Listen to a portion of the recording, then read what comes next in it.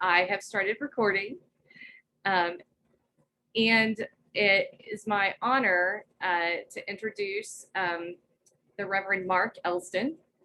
He is not only the executive director of Press House, which is in Madison, Wisconsin. He is also the head of Elsdon Strategic Consulting and one of the co-founders of Rooted Good. Rooted Good and Elsdon Strategic Consulting works with nonprofit and church leaders, boards of directors, organizations seeking support to launch, grow, rebuild, or simply build on existing strength. We are excited that he has a particular expertise and experience in bringing together property development, impact investment, strategic program design for effective and sustainable mission impact. And he is also just a very wise consultant, theologian, and business person. And so, Mark, we are incredibly honored to have you with us, and I will turn it over to you. Great, thanks. It's good to be with you all. My favorite group of people to talk with are campus ministers. I've been doing campus ministry for, gosh, almost 20 years in some form or another. I've been at Press House for 17 years this summer. So I love campus ministry. I'm going to ask if you wouldn't mind really quick in the chat to just put in there where you are located, what campus or campuses you work with, and what is the mascot of that campus or campuses that you work with, just because it'd be kind of fun to see where everyone is and help me get a sense of where folks are. If you would take a moment. Yeah, there you go.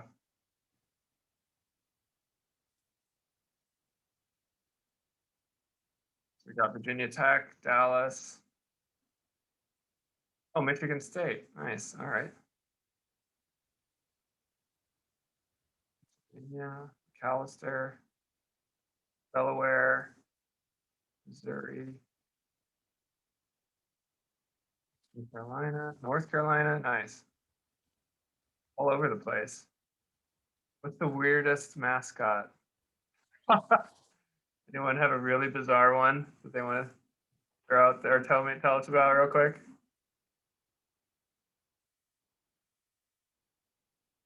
What's a catamount? What's that? It's a mountain lion. Really? I did not. You know, like a cat of the mountains. Ah, I got it. It tends to be a little bit regional, although I was just talking with a friend of mine from Buffalo, New York last night, and he refers to them as catamounts also, but that's what they're called around here, mountain cats. I've never known that. That's so interesting. What's a UD? Oh, UD. Never mind. Got it, Nona.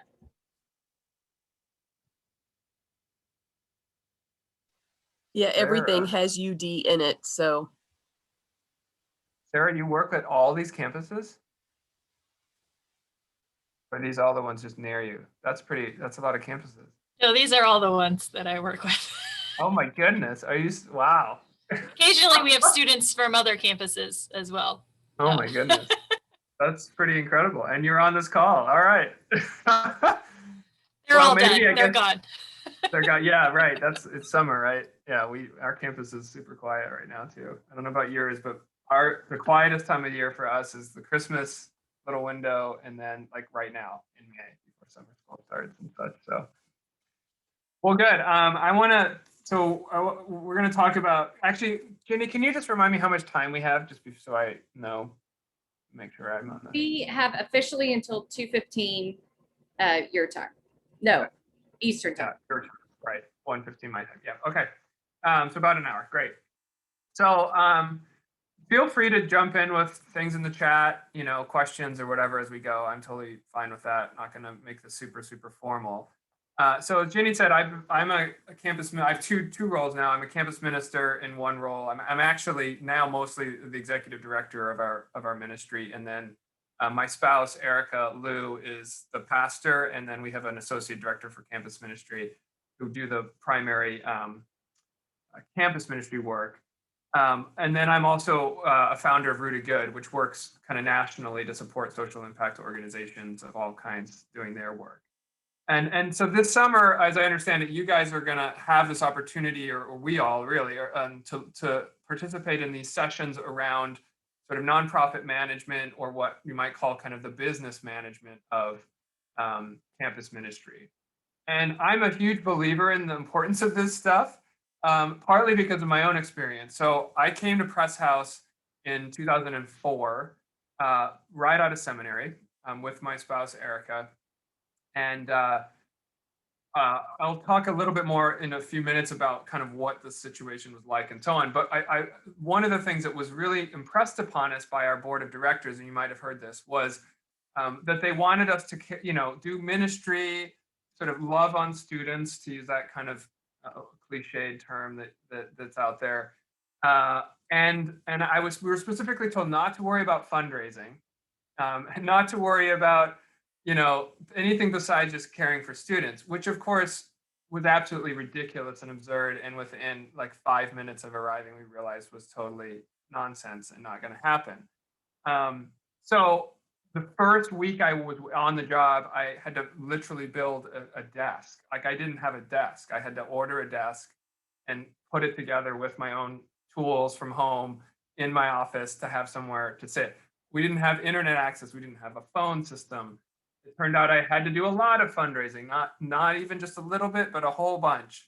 And then we ended up actually developing our property into student housing, and all this other stuff happened that was, just massive business, nonprofit sort of leadership oriented stuff.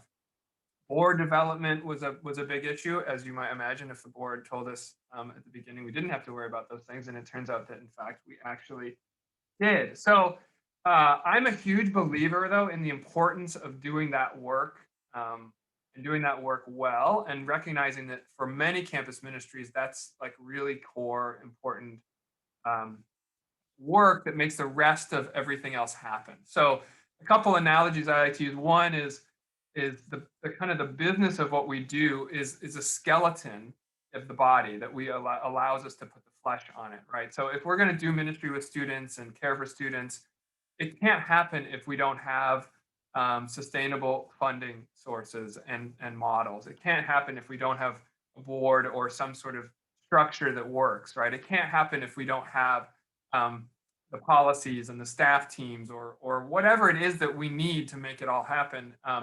It just gets undermined. You might be able to get started in program, you might be able to get started in student ministry, but that other stuff will just pull you right down if it's not taken care of. The other analogy I like to use is I'm a cyclist. I love to ride my bike a lot. And in my book, I use a lot of cycling analogies. So if you read it, you'll have to put up with that. But I see a lot of students on campus. You've probably seen this, maybe especially those of you in Michigan and in the North, that ride bikes around that are just in terrible condition. Their tires aren't pumped up. The chain is like orange, rusted. It hardly moves, and they can barely make it across campus pedaling this bike that's just totally been left to disrepair. And then I talk to them about my riding, and I'll do all these miles, and they sort of like marvel, how do you do all these miles of riding? I'm like, well, I tell them I couldn't do it on your bike either. Like, that bike is like, I'm surprised you can get a mile down the road on that. You haven't pumped up your tires, you haven't oiled your chain, you haven't made sure the wheel is true and not rubbing against the brake, or that's what we sometimes do with our ministries. I think actually we sort of think about going and riding somewhere, doing something ministry wise, but we don't attend to any of the structures of what it takes to get from point A to point B. We don't attend to that stuff, and if we let it fall into disrepair, or if we're struggling with that, like I said, it has a tendency to bring down the actual program. So for me, talking about and dealing with this stuff, while maybe not always fun, maybe not always why we got into ministry, it certainly wasn't my intent when I graduated from seminary to become a property developer and build desks and become a fundraiser. If we don't tend to that stuff, the ministry that we're trying to do isn't going to be successful over time. And so I view it as part of our calling. It's part of the job, part of the calling of our work and of what God asks us to do. So I know we're having these sessions on strategic planning and budgeting, financial planning, fundraising, and so on. I'm not going to get into the specifics of a lot of that stuff today. I'm hoping to sort of set the tone around this whole conversation. And I want to start actually by backing way up and talking a little bit about what we have available to us. So like I said, I've been doing this work in campus ministry for a long time, and I realize that there's a lot of challenges facing campus ministry, particularly UKirk and Presbyterian and mainline campus ministries. Financial challenges, resource challenges. There's a real lack in most parts of the church of support, frankly, for the work that we do, as important as it is. Funding has been in the decline for decades. In our part of the country, there's zero funding for campus ministry from the denomination. My campus ministry essentially at this point receives nothing from the denomination at all. So we're fully self-funded. And so I realize there's that sense of scarcity, there's that sense of difficulty of what we don't have, and that's all real. I'm not going to pretend that it isn't. But I think when talking about some of these business and nonprofit management ideas, I really like to frame and start from this position of what do we have, and kind of really try to root ourselves in a sense of God's abundance wherever we can, because I think that leads to more generative, imaginative, innovative, and life-giving, frankly, conversations around some of this stuff. So I'm going to actually, if you don't mind indulging me, I'm going to read a couple pages from my book. This is brand new to me, this book. I just got my copies of it as well. But it's one of those things, like once you've written something, this is the best summary I can give you of the story. So I'm going to actually just read it because it's probably the most efficient way to share this story. So I want to tell you a little bit about my experience at Press House, and just short here to get into this conversation about what we didn't feel like we had, and then what we ended up seeing that we did have. So I put a link in the chat earlier for Press House if anyone wants to look it up. It's just presshouse.org, and then we have other kind of websites that flow out from there. But you're welcome, to take a look at that. But what you see there on that website is not remotely what was there when we started our work 17 years ago. So let me just tell you this little story here from the book. The Press House was founded in 1907. Some of you be involved in ministries founded around that similar time, to serve the students at the growing public land grant college that has become the University of Wisconsin in Madison. Like many campus ministries at the beginning of the 20th century, this new student community flourished. By the early 1920s, it had outgrown its space and needed a new building. So land was purchased right on the main quad of campus, and a beautiful neo-Gothic church was built. A plan to build dorms for students had also been drawn up, but those dreams came crashing down with the stock market and the Great Depression. But the ministry continued to grow, and by the 1950s, Press House, as it had become known, was thriving. The congregation of many hundreds was entirely student-run. The only non-students in leadership were the pastors, the office manager, and the choir director. All the elders and deacons were 20-something college students, and they ran a full-fledged church. Then the years of decline began. Perhaps is something that is familiar in some of the stories that you're connected with as well. Membership numbers plummeted as the 1960s progressed, and church became suspect rather than the place to be each Sunday. Its unique quality as a student-run church proved to be its rapid undoing, when students stopped attending church in significant numbers. The story of decline was not unique to Press House, where it was happening on other campus churches at the University of Wisconsin and around the country. In the time it takes for a freshman to become a senior and graduate, this entirely student-run church had disappeared. The official congregation was dissolved in 1969. The ministry evolved and took different forms in the following decades. There were some good years for funding and ministry and some not so good years. By the late 1990s, the Synod of Lakes and Prairies of the Presbyterian Church, which is the parent body of Press House, decided to sell the property because it was costly to maintain and no long-term viable ministry plan was visible. Fortunately, the attempted sale was scuttled by alumni and local leaders in Madison, who pointed out how short-sighted it was to sell property in the very center of a major state university. It turned out the Synod did actually sell properties at the University of Minnesota and University of Iowa with the intent of putting the proceeds into a fund to support campus ministry. Those properties are now gone. Much of the money from those sales has been used up, and Presbyterian campus ministry on those campuses has struggled to gain traction. The contrast between what happened where property was sold and what happened at Press House could not be any starker. Where some saw an aging building with a leaky roof, which was the case when we first came into Press House, the inspired folks who resisted the sale saw a beautiful building that had been a spiritual and physical home to tens of thousands of college students for more than 90 years. Where some saw an underutilized parking lot behind the old chapel that could easily be sold, others saw property located in the very heart of a world-class university. It could become something much more than a patch of asphalt and parking meters.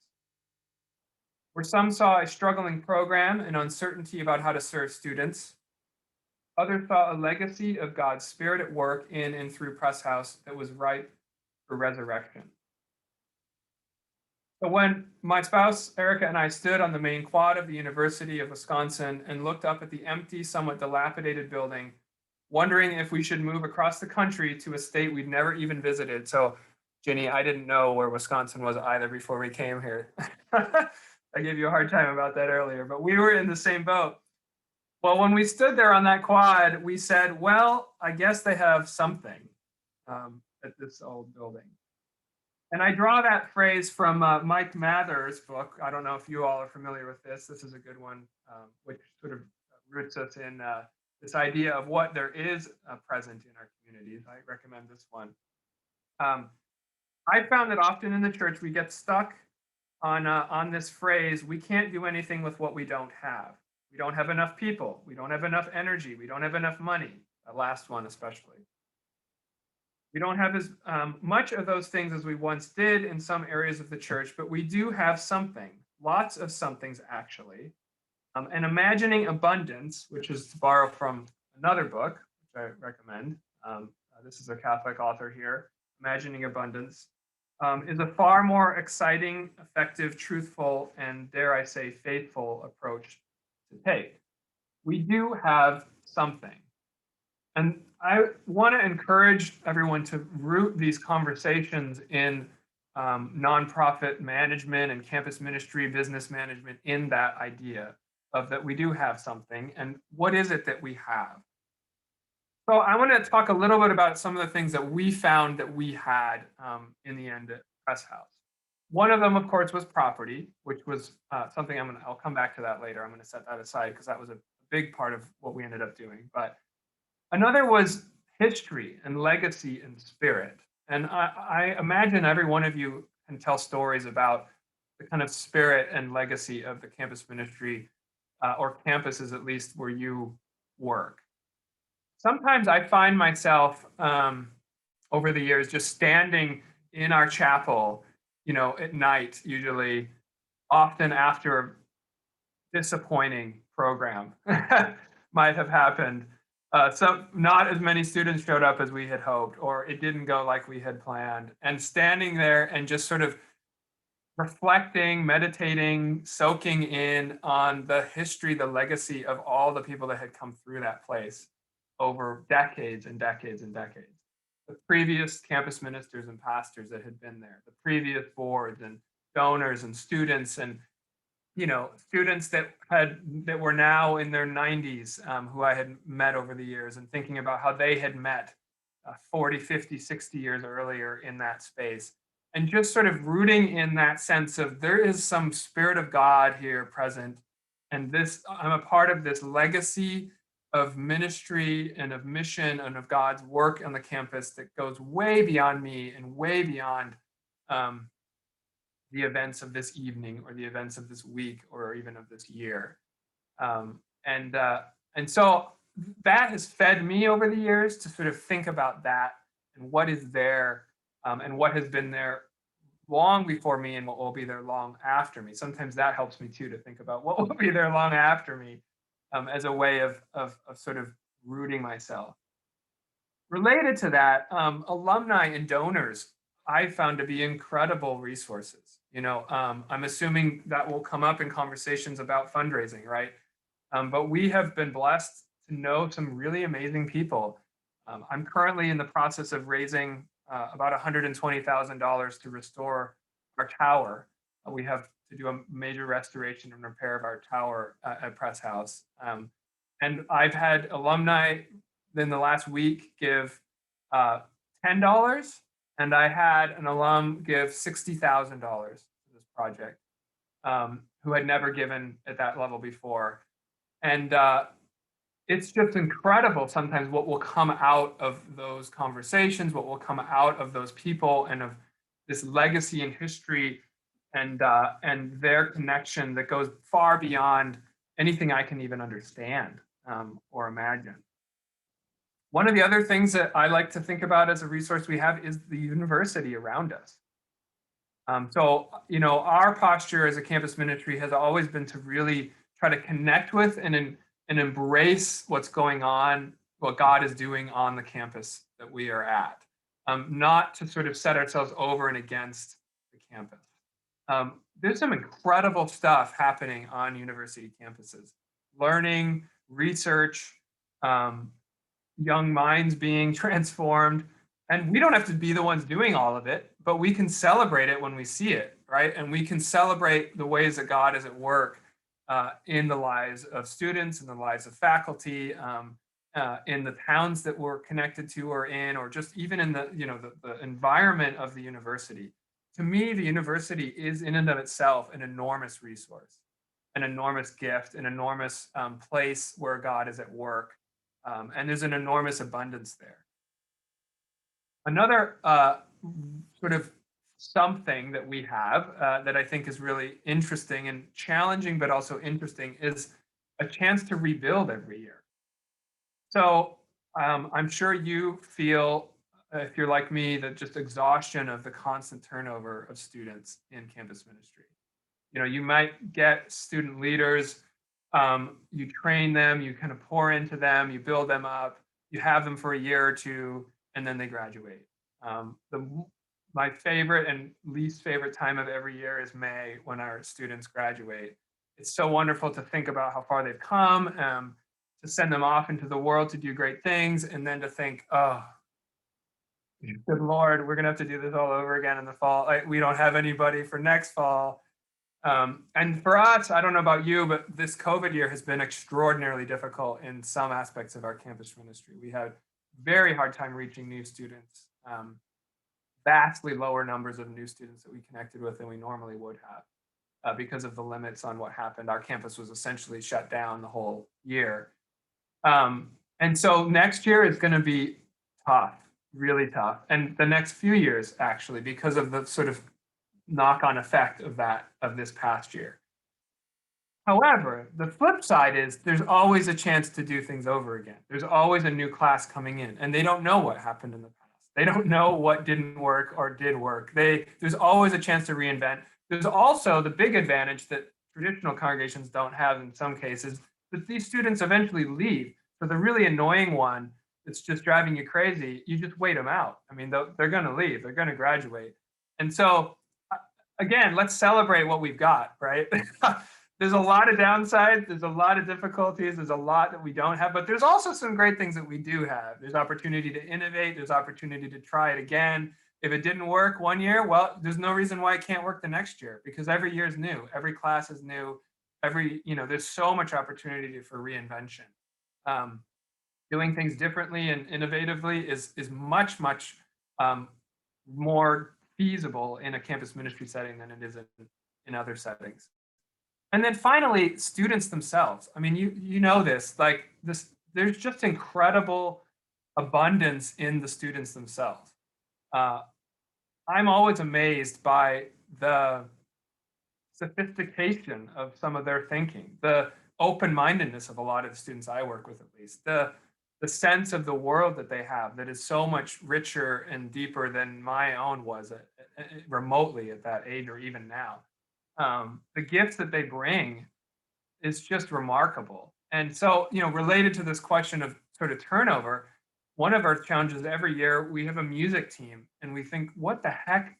We have no music team every May because they leave. So what's going to happen in September?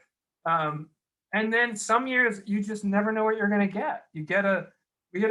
One year we got a family of twins that were essentially like a string quartet by themselves, basically, and they just showed up, and you just don't know what they're going to bring, what gifts they're going to bring to the table, and that, again, just remembering and holding on to and just celebrating and giving thanks for the abundance of the students and their gifts and who they are, is a place I always like to start when having these conversations.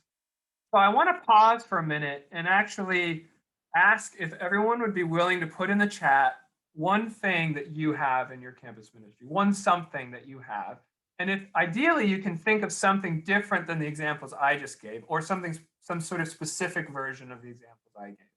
What is some resource, some abundance, something that you have in your campus ministry? Put it in the chat and just let's see what people have to say. Great board. Yeah, okay, that's a great, interesting one. We don't have history, but that means you can fully claim progressive theology without worrying about alums. Yeah. Financial resources and flexibility since you don't own a building. Yep. There's definitely some advantages to that. And then the next one, a great building. So there's, it goes both ways. A building can be a great resource. It can be a challenge. Vibrant coffee house. That's awesome.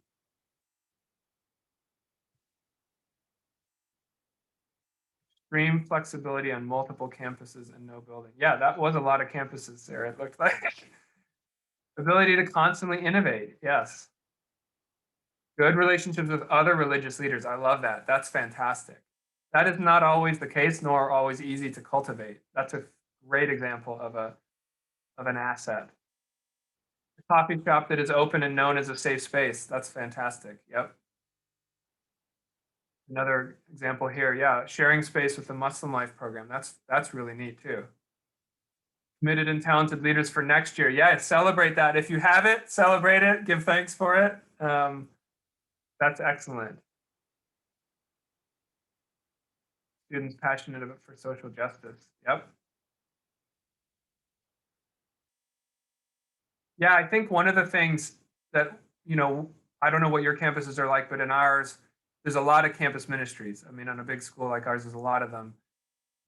They, by and large, tend to be conservative parachurch organizations. And I don't want to get into all the ins and outs of that, but there is something to celebrate about a progressive, welcoming, radically inclusive campus ministry, if that is what you have, and that's in our case what we have. Our fastest growing population of students in the last couple of years have been transgender students, and to see them find a place to worship God as they were created is just incredible, right?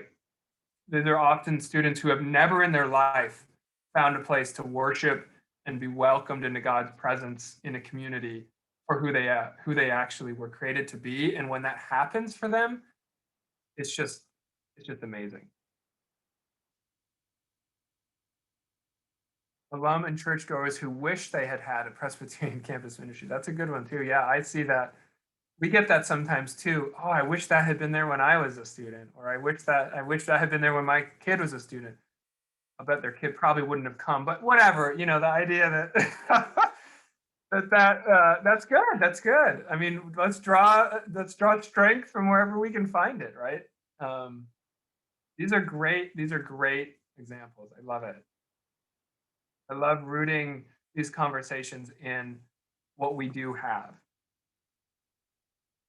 I'm going to actually pivot slightly here and continue on this theme of what we have. And what I want to do is show you, this is a game actually that Rooted Good, my other organization, has. I'm going to share my screen and then I can talk it through with you. If I just give me one moment to pull it up. Because of Zoom's challenges, I have to find it. Here it is. Okay, can everyone see that, or can somebody, is that visible? Yep, okay. So this is a game. It'll make sense in a minute, just let me explain it. Rooted Good has this game called Mission Possible. We actually have a physical game with a game board and cards, as well as this digital game board here that can be played online.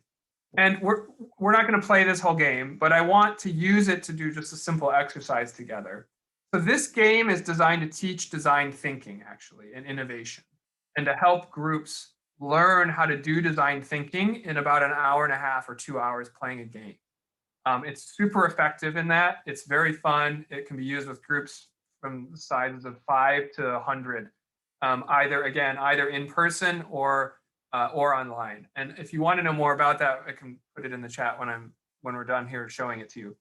But for the purposes of today, what I want to do is draw on these cards. So the way the game works is normally we would draw a problem card, which would be some sort of a major problem in the world, like global wealth inequality or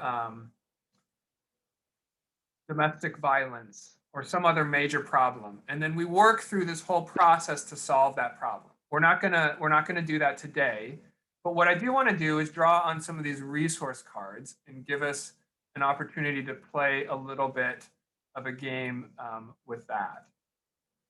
And so why don't we just use these ones? So we've drawn 3 resources, and they're very random. Paints and canvases, a celebrity for a day, and a storefront for a month. Okay, so the idea of this game is that you're given random resources, and then you're going to do something with them. And in the case of the game, you sort of use these to solve the problem. Every one of the resources in this decks of cards, and there's a whole slew of them, has been used in real life to solve some sort of social problem or create some sort of social project. Okay, so what I want to do actually today is break us into groups of 3 in breakout rooms for just about 7 minutes, and take these 3 resources into your room: paints and canvases, celebrity for a day, and a storefront for a month. Show them again, just so everyone can see them. And spend like 7 minutes thinking about how you could use these 3 resources for a fundraising or revenue generating project for your campus ministry. That makes sense? So brainstorming together how you could use these 3 resources for a fundraising or revenue generating project for your campus ministry. And then we'll come back together and just share some of those ideas. That make sense? All right, let's do that. The rooms are open.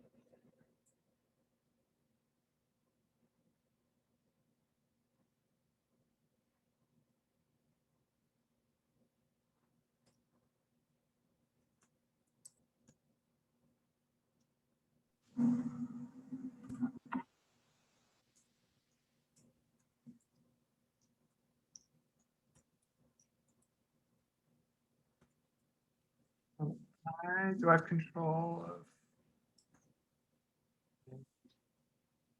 There it is. That's exactly what I was going to ask you to do. Yes. Okay, yeah. Put them in the. I was getting there. Awesome, thanks. So let's just give like 5 minutes and then we can do a 2-minute warning or something. Okay, so, hi, Lynn. So one of the things that I have not been able to figure out is how to change the time on breakout rooms. So that's my learning curve with Zoom is how do you make it 7 minutes or 5 minutes or 3 minutes or whatever? Oh yeah, I usually just do it manually. That's probably what I need to do next time. I don't know. Yeah, I've never done a timed one, but that's okay. We can just make it shorter. We'll just tell them it was less. Yeah. Right. We can extend it though. Like I can broadcast. So, Oh, got it. so the first thing that came to mind was so I think Shannon, when she had the germ of the idea for Mission Possible, was with my campus ministry group at Bow Ranch. Oh, okay. Because we ended up having quite a few more students. I want to say like 20, 25 students to go out for like a day retreat that she was coming to lead. And she's like, so she's like writing on Shannon, I'm going to write it on a piece of paper. And then we voted on like the best idea with what they used. But I think it was something like a bicycle. It wasn't nearly as cool. Like the resources weren't nearly as cool. I think a popcorn machine was one of them. Yep, I think that's in there. And then we used Mission Possible when I came on to UKirk. 2 weeks later, I was leading a board retreat and we played Mission Possible. Oh, nice. So this online version looks really, really cool. Yeah. Yeah. I mean, it's not, I don't think it's as fun as doing it in person, obviously, just the whole experience, but the game board works pretty well online. And so what would you do with, I mean, my first thought, paint canvases, celebrity for a day, and storefront, is that I would get children in the area to paint and canvas and then sell them at an auction where the celebrity was coming to do something. I don't really know about the storefront. That's where we would probably have the auction. Or the painting. Yeah, that's good. Party. Yeah. This is a fairly accessible set of resources, I think. I maybe should have made it harder, but yeah.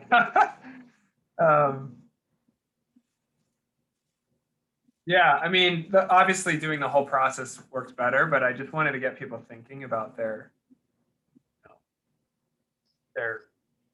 what you can do with random things that you haven't thought about. Right. And so what, I think it was really comforting to hear that you all every May go, who are we going to have for music next year? I was talking to a campus minister last year and they said, we don't know if we're going to have worship because we don't have any musicians. Yeah. And it was like, well, you know, you have a whole new class coming in.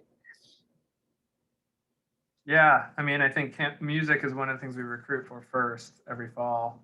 You know, we have some continuing, but this year in particular is going to be rough.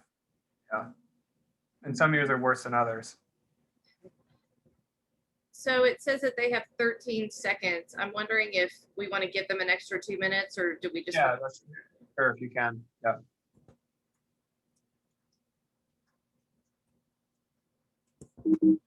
Oh.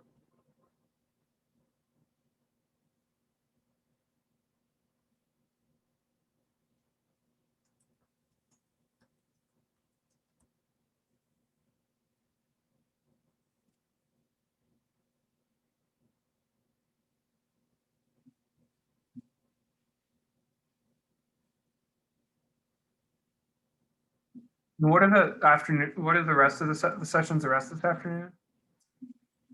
So we have revisiting mission for workshop number 2, and then basics of financial management that Lynn is co-leading, and I'm super excited about for number 3. You know, it's always good when you have a ministry that says, yeah, we've got our nonprofit revoked because we didn't know we had to pay a fee to the state each year. file your annual report or your Yeah. 990. Yeah.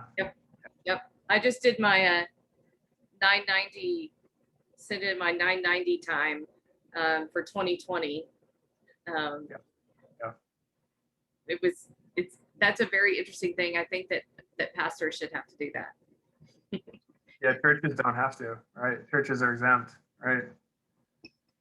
That'd be really interesting if they weren't, but Where is your Yeah. time spent, right? Pastoral care would, hopefully be, Right. a large part of that, but it would be interesting to see if mission or whatnot. Right, right.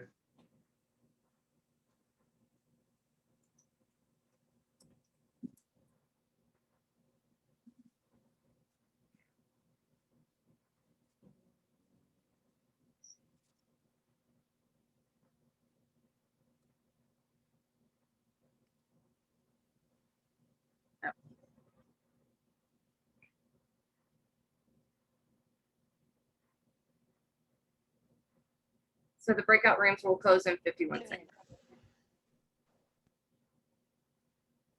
So was it easy? Did y'all solve all the problems of the world with your 3 resources?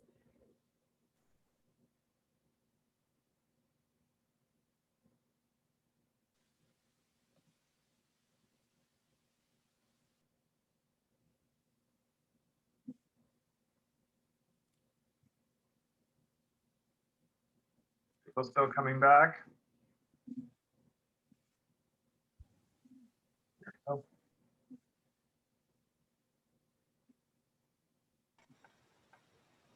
Good. Thanks for indulging me with that little exercise. So I'd love to take just a couple minutes here to hear what ideas people came up with. Was there enough time? Not enough time? Time was kept short on purpose, and yeah, what did you come up with? Just share. If someone from each group would just say, 30 seconds or a minute. What was your idea? Well, we had fun, and we're going to have a month-long experience where there's small groups, Bible studies, coffee houses, brainstorming sessions of all different kinds of groups over the course of the month to shape the mural that will be created with the artist. And people will pay for the opportunity to vote on the final design. They will also pay to be part of a raffle to have breakfast, lunch, or dinner with the celebrity, or have an hour to paint with the celebrity working on the mural. And if the mural will be something around social justice, likely. And so if the focus is on homelessness or on hunger or whatever it is, then in the evenings through the course of that month, we would make sure that there were meals being served, or there were, something that was hands-on related to that piece of the project. That's good. It was good. fun. Yeah, good. I'm glad you had a good time with it. Yeah. Another idea.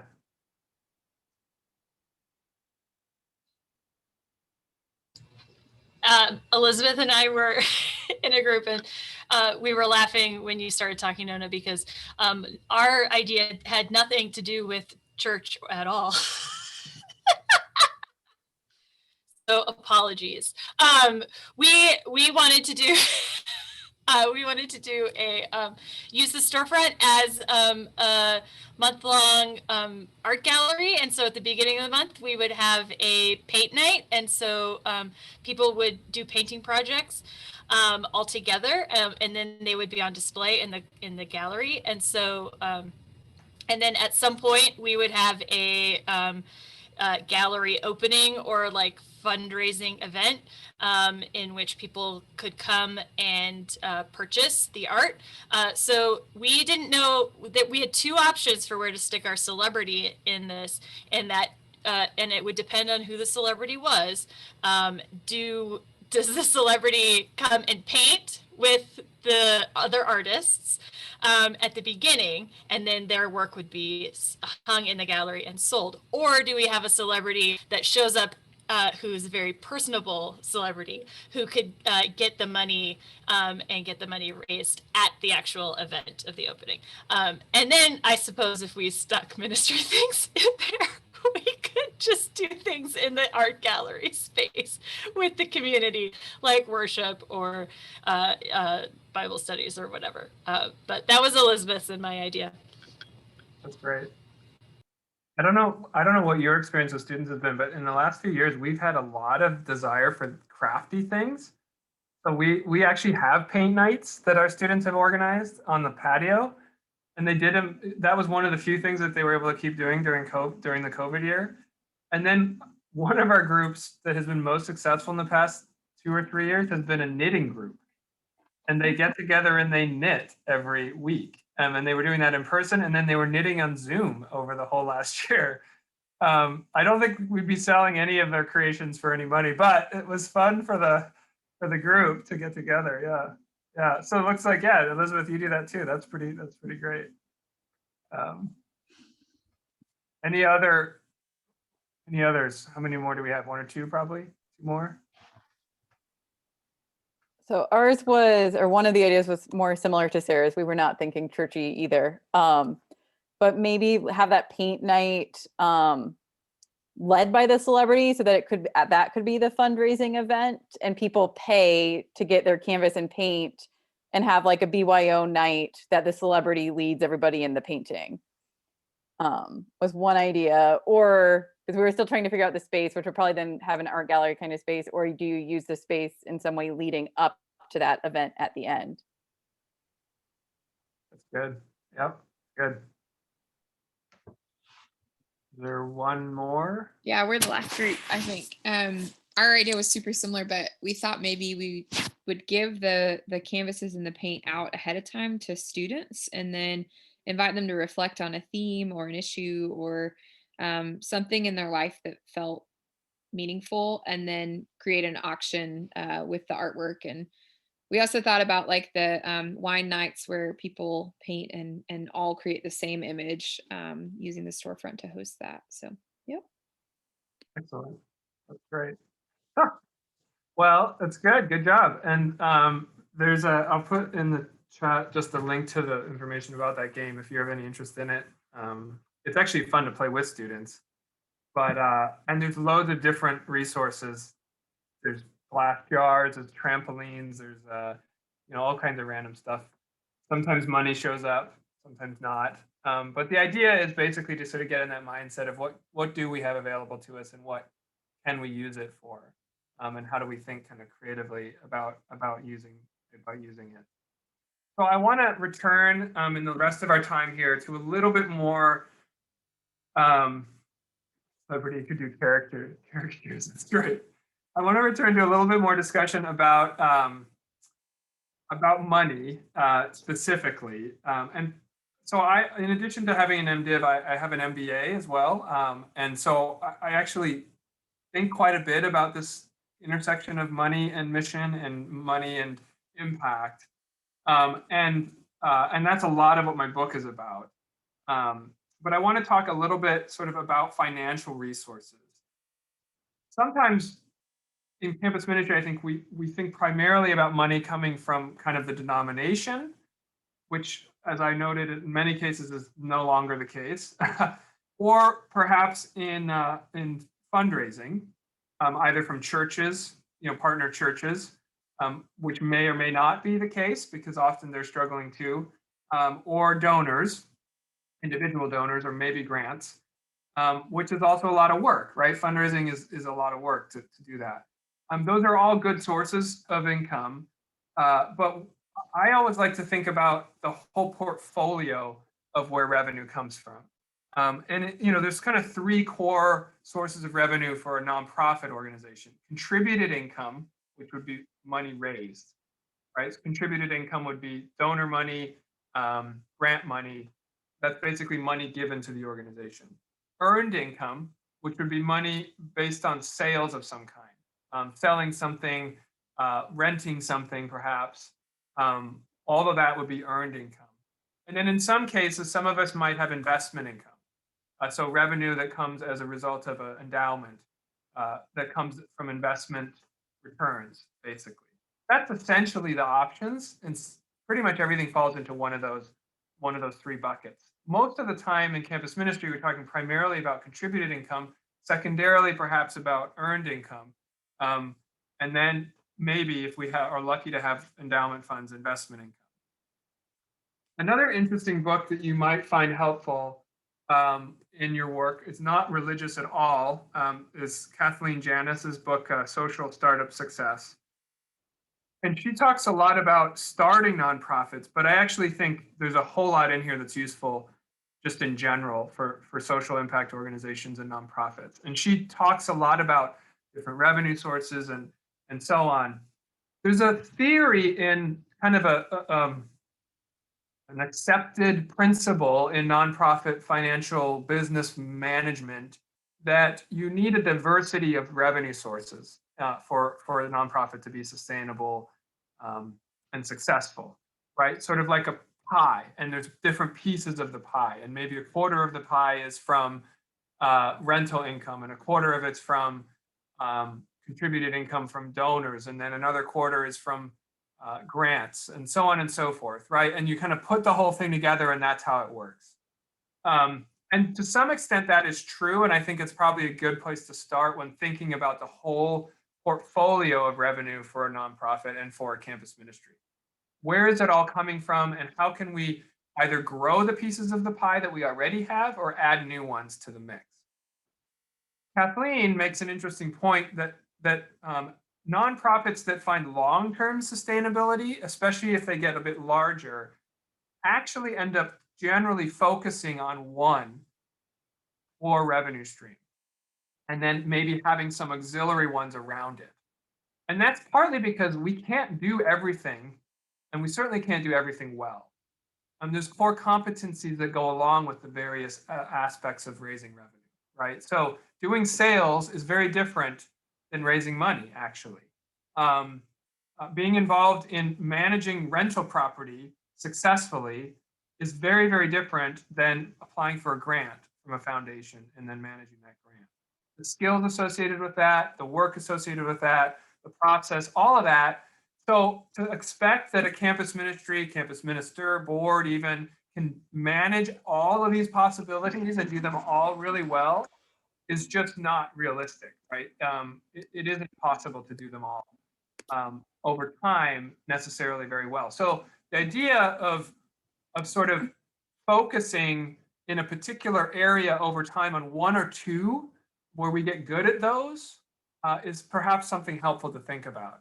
So if you find yourself or your organization particularly good at raising money from donors, or particularly good at doing various rental revenue streams, then keep cultivating that, right? Work on that, improve those processes, grow that piece of the pie rather than just trying to shove in other pieces of the pie that you might know nothing about. One big example I see a lot is like grants. Grant writing takes a lot of time. And you know, it's great if you can achieve them, but you can spend an enormous amount of effort on a $2,000, $5,000, $10,000 grant that is just not worth the return on investment sometimes on that money. So people will say, well, just write a grant for it. Well, okay, who's going to write the grant? How's it going to get managed? How's it going to get reported on? You can't just take the money from a foundation and then just not keep track of it. You know, there's all sorts of implications associated with that. And so sometimes those sort of flippant kind of answers they don't make sense. You have to think through what really makes sense for the organization. I want to just say a little bit about property. And this is I could talk whole sessions, all days on this, because this is a massive area of my work and of I think campus ministries sometimes have that. Some don't. You know, we saw in the chat, there's some people that have property and others that don't. I am going to share my screen one more time here to just show you a little bit about our situation at Press House, just so you have some familiarity with it as I talk about it, and just keep this brief. Let me find the right tab again. Here.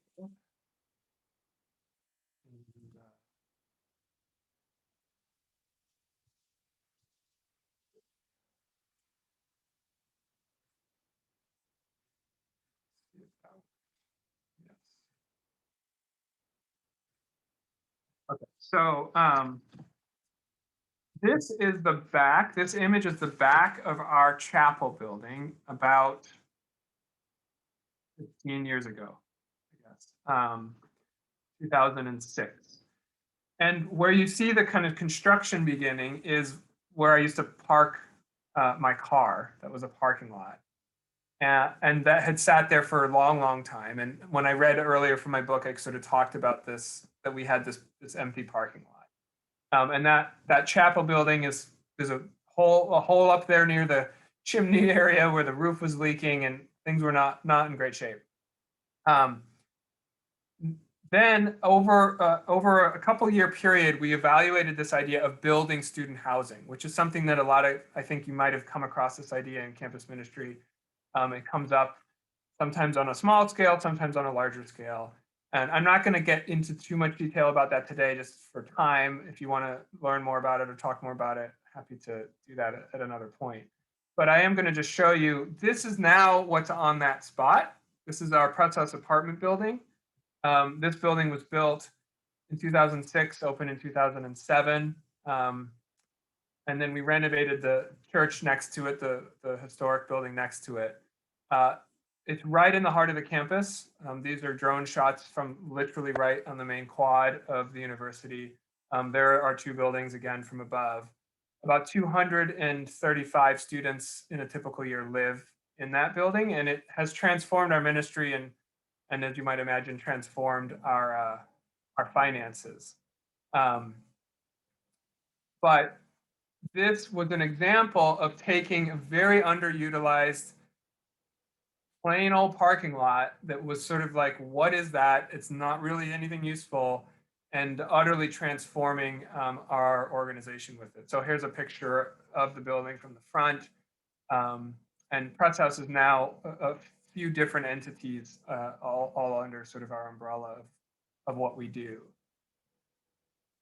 So this is an example of like a big change, right? A big change from an empty parking lot to a $17 million construction project, $2 million a year revenue source that utterly transformed our ministry.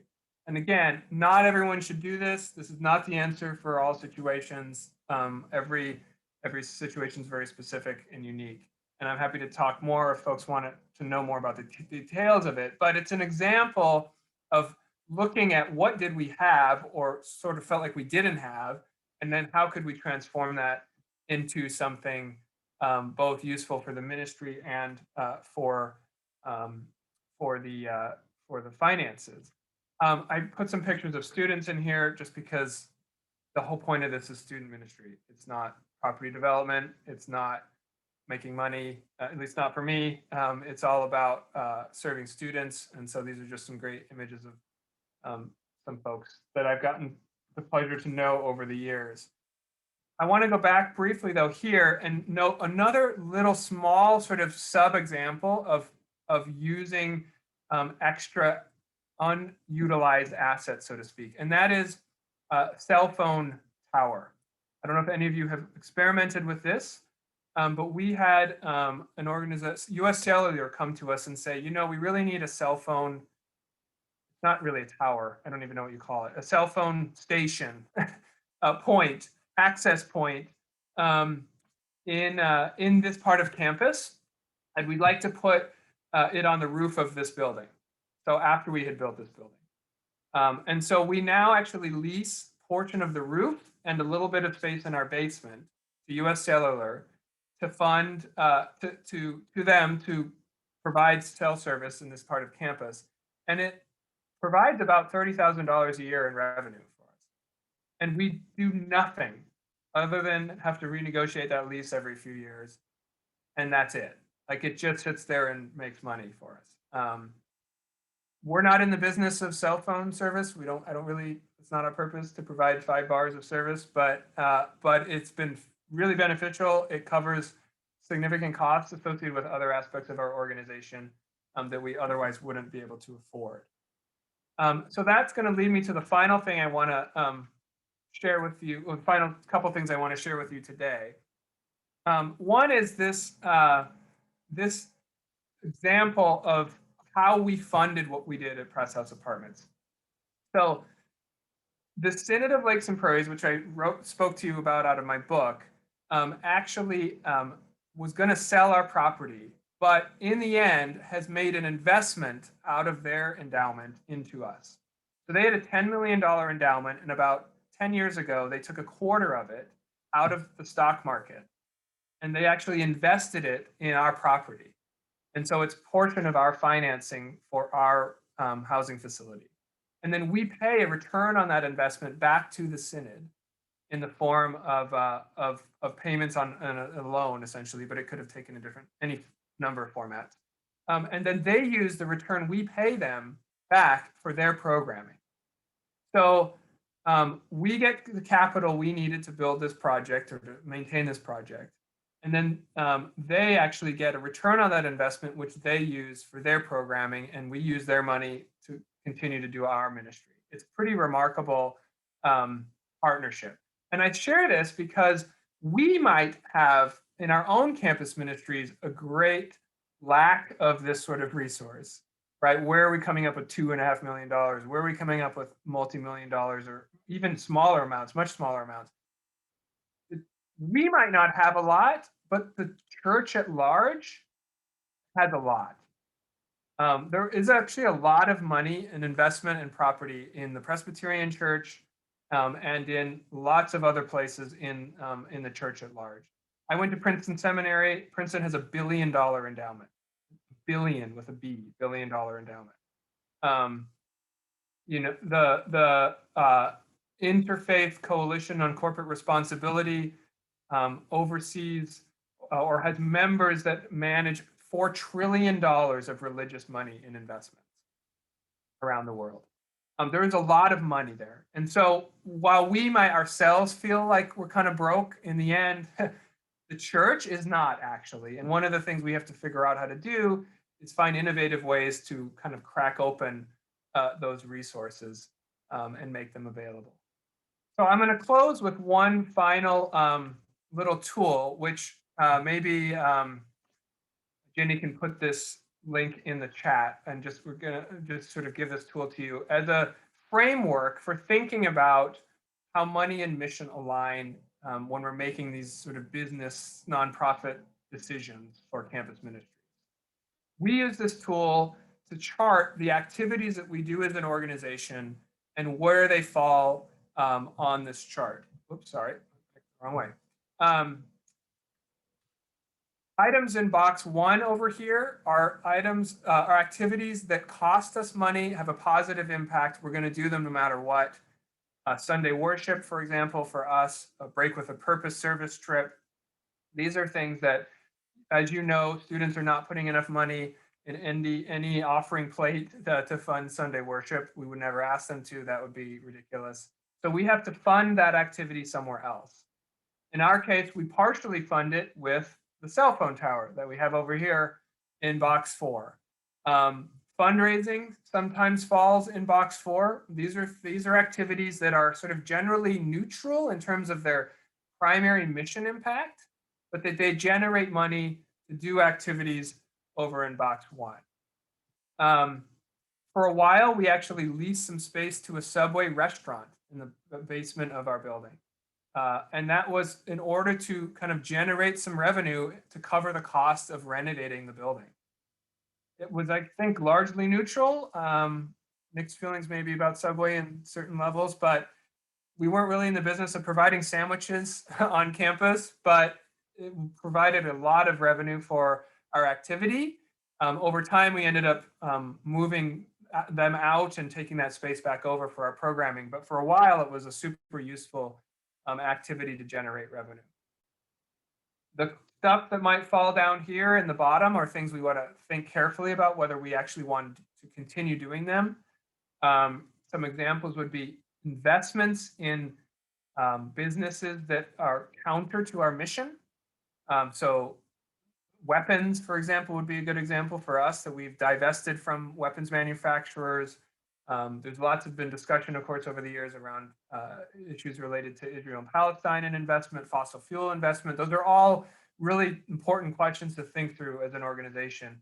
because it is possible to generate money in a way that is actually negatively impacting what we're trying to do in the world. And then there's stuff that falls down sometimes in like 6 and 7, 5, 6, and 7, that we end up doing that really, like, they don't actually make money, nor do they do anything for our mission. And so that's something to think about a little bit. Like a fundraising gala could fall into this. It's amazing to me how many times I find that people do fundraising galas, and then when they add up all the actual costs of the gala, of the event, it turns out that it doesn't make any money at all. And in fact, it might cost them money in staff time and in energy and in opportunity cost to do something else with that time. And so thinking through, same with room rentals. We used to do a lot of renting out rooms in our building, but I discovered over time that when I added up the cost of electricity and custodial and all of that, I was actually subsidizing renting these rooms to other organizations by raising money from my donors, which made no sense. So revenue was coming in from the rental, but not more than was the cost of managing the rentals or of managing the space. And so that made no sense at all. It wasn't serving our purpose, and we were losing money on it. So we try to eliminate those activities. And then finally, up here are activities that perhaps can generate some revenue. Maybe they break even, maybe they have a positive revenue. And for us, that's the Press House Apartments. Generates about $2 million a year for us, so significant amount of money, and is a core to our mission, especially in this last year during COVID. 95% of our residents engaged in programs that we offered through our apartment community. That's 220, 230 students engaging with us through those programs throughout the year. Very core to our mission, as well as generating revenue. Somebody on this call has a coffee shop. I'm not sure if it kind of makes a lot of money, but maybe it's a break even, or at least it helps to offset its own costs because of the sale of coffee or food or whatnot. So those are examples of things up in this quadrant. Here's just some pictures of different sorts of things that people have done: bike shops, music, co-working spaces, food, and so on. And then here's the map again, and I think we can put it in the chat so that you have a copy of it if you want to use it. So I'm going to stop there. I'm like right on my time, basically, and see if there's any minute or two for some questions. We can have more than just 2 minutes of questions. Okay. Kind of blazed through a fair bit there at the end, but just wanted to give you that one tool, and if that's useful. But yeah, let's just have a bit of discussion. If folks have questions or thoughts, as you sort of enter into these conversations about nonprofit management and business management and so on, what comes up for you? What's on your mind? I'm really interested, since we're a new organization, I'm really interested in looking into an alternate revenue stream. And so I guess what I'm wondering is, like, what's a good place to start? So I have a board of directors, we're a year in. What are sort of the foundational things that we should be doing to start considering this innovation, this creativity? Yeah. Right. Yeah, I mean, that's a big question. So Rooted Good, we actually run accelerators for that very thing, and we actually train people to do accelerators around that thing. Accelerators are a good idea, to be honest with you. I mean, you might have one locally that you might one we offer, but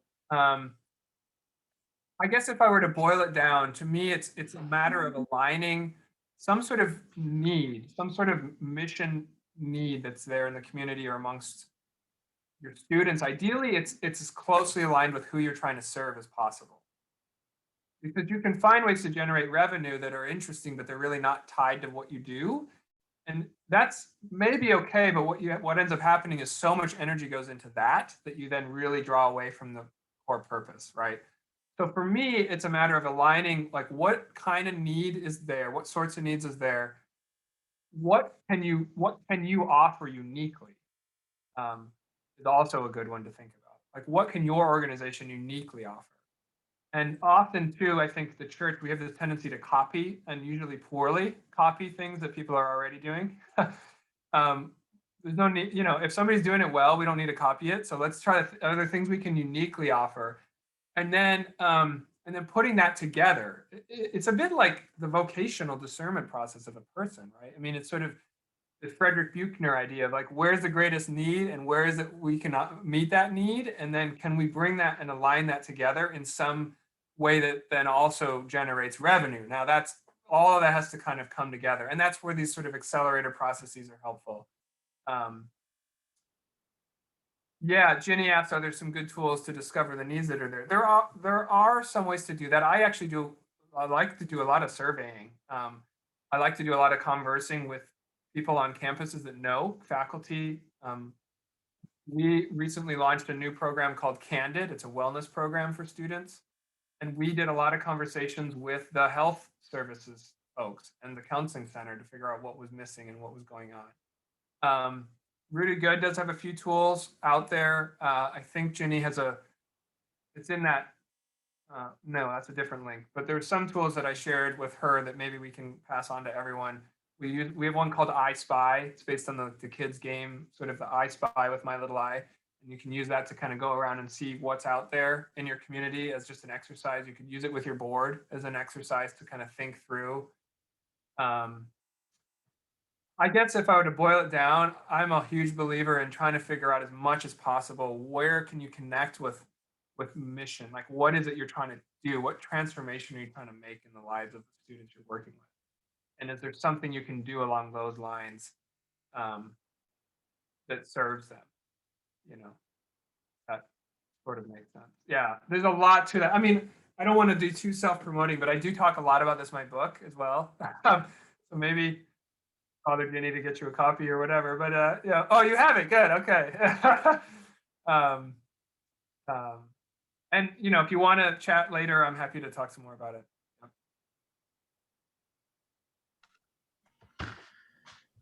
I have a question. Okay. Yeah. I was going to say, I have a question. We have a coffee house. I know we're not the only ones. We have a building and we rent it, and we have a building next to us and we rent it, and we have a parking lot and we rent it, and the coffee house generates some money. But I am having a really difficult time navigating this with the presbytery because we still kind of have a husk of the Cullowhee Presbyterian Church, which dissolved and was the impetus for creating a campus ministry. So on paper, there still is a Presbyterian church, but of course there's no session and no members, and they've just papered over the whole thing. And I can't get Presbytery to even give us a second look to help clean up this mess or recognize us as an independent nonprofit, but they won't tuck us into Presbytery ordeals. I'm not allowed to fundraise within the Presbytery because they say that would be akin to churches asking churches for money, but we're not a church. I just don't know how to unentangle from the bureaucracy in order for us to really thrive in a ministry which is thriving, but I feel like I can't tell our Presbytery about it or ask them to be part of it because of the way we're structured. Do you have any advice for how to navigate that or extricate myself from that? Right. That is very challenging. Yeah. What a shame. Right? I mean, you'd think where there's something going on that's got life, they would want to support it. I guess I would start with I actually would start with telling as much story as you can about what is working.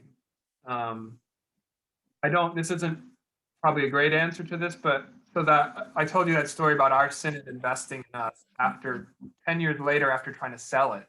So they tried to sell us and close us. And it took a decade. So for one, it takes a long time. It took a decade to work with them, to kind of convince them to not only support what we do, but then to actually take a quarter of their entire investment portfolio and invest it in us.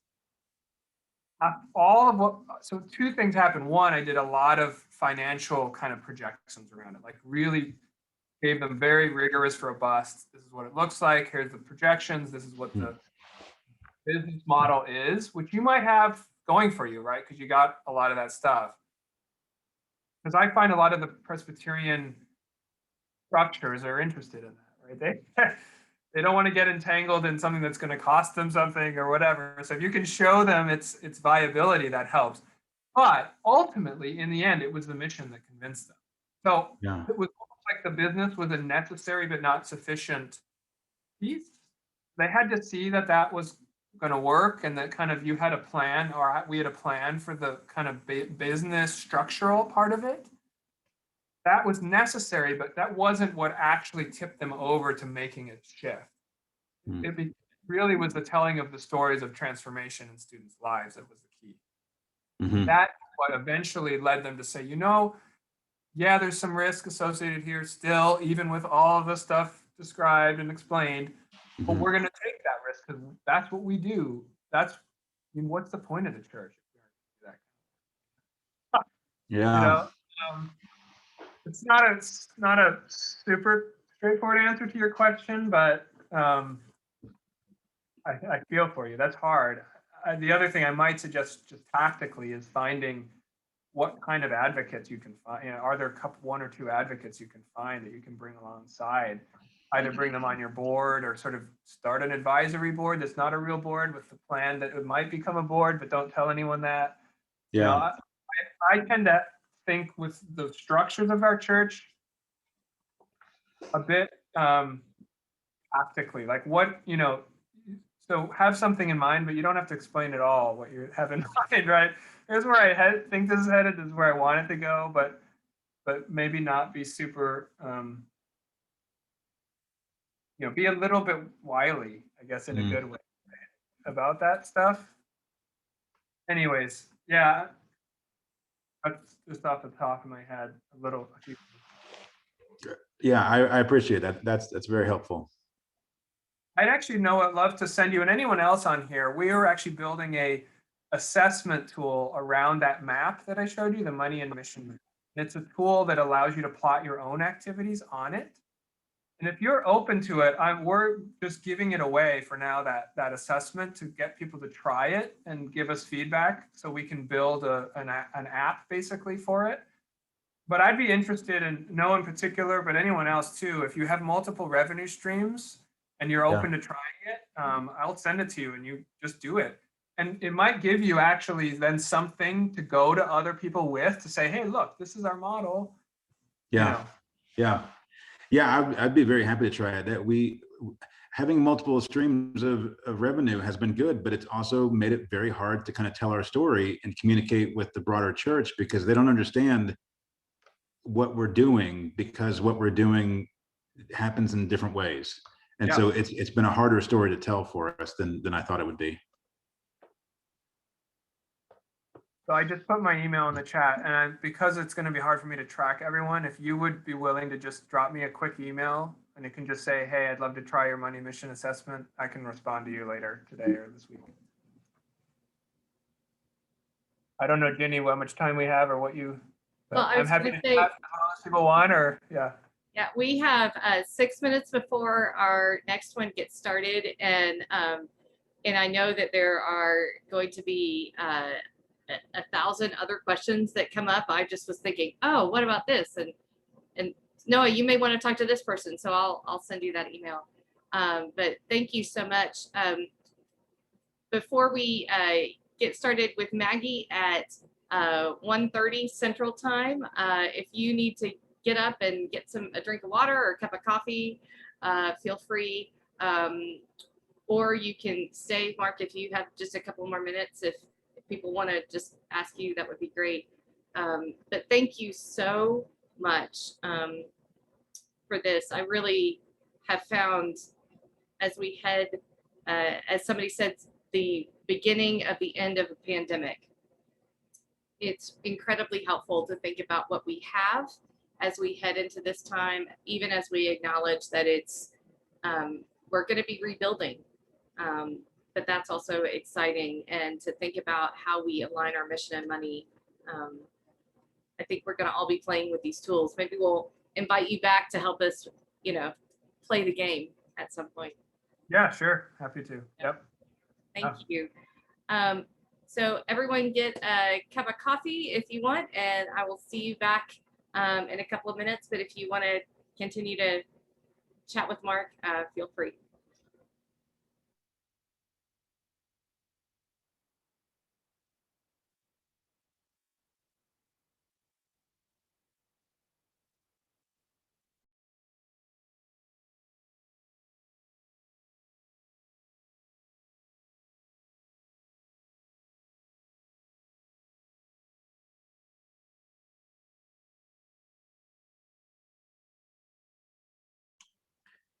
I'll just say one more time, Mark, since everyone else bugged out to get coffee or whatever.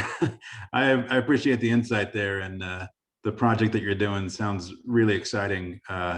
It looks like you have a great team around you too, which is the other piece that I really wish we had as we do much more of the property management and rental managements and all that stuff. I'm really torn because that is a ministry in some ways. I mean, there's grace to be had there, but also it takes a lot of time and effort to run those things down.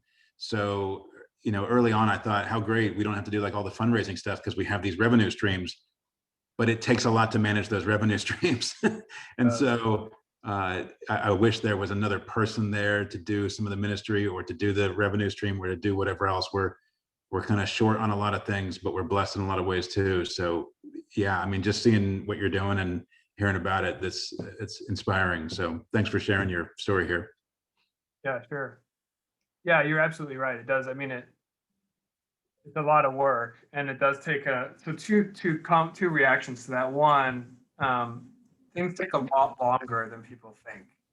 So what you're seeing kind of in our program and project is 17 years of full work with a pretty substantial team and quite a bit of resources behind it, right? So it takes a long time. When we started this rebirth 17 years ago, we told our board we wanted at least 7 years of time, of commitment, before anyone said, well, we haven't gotten there yet. Because that's too often we say 3 years in or even less.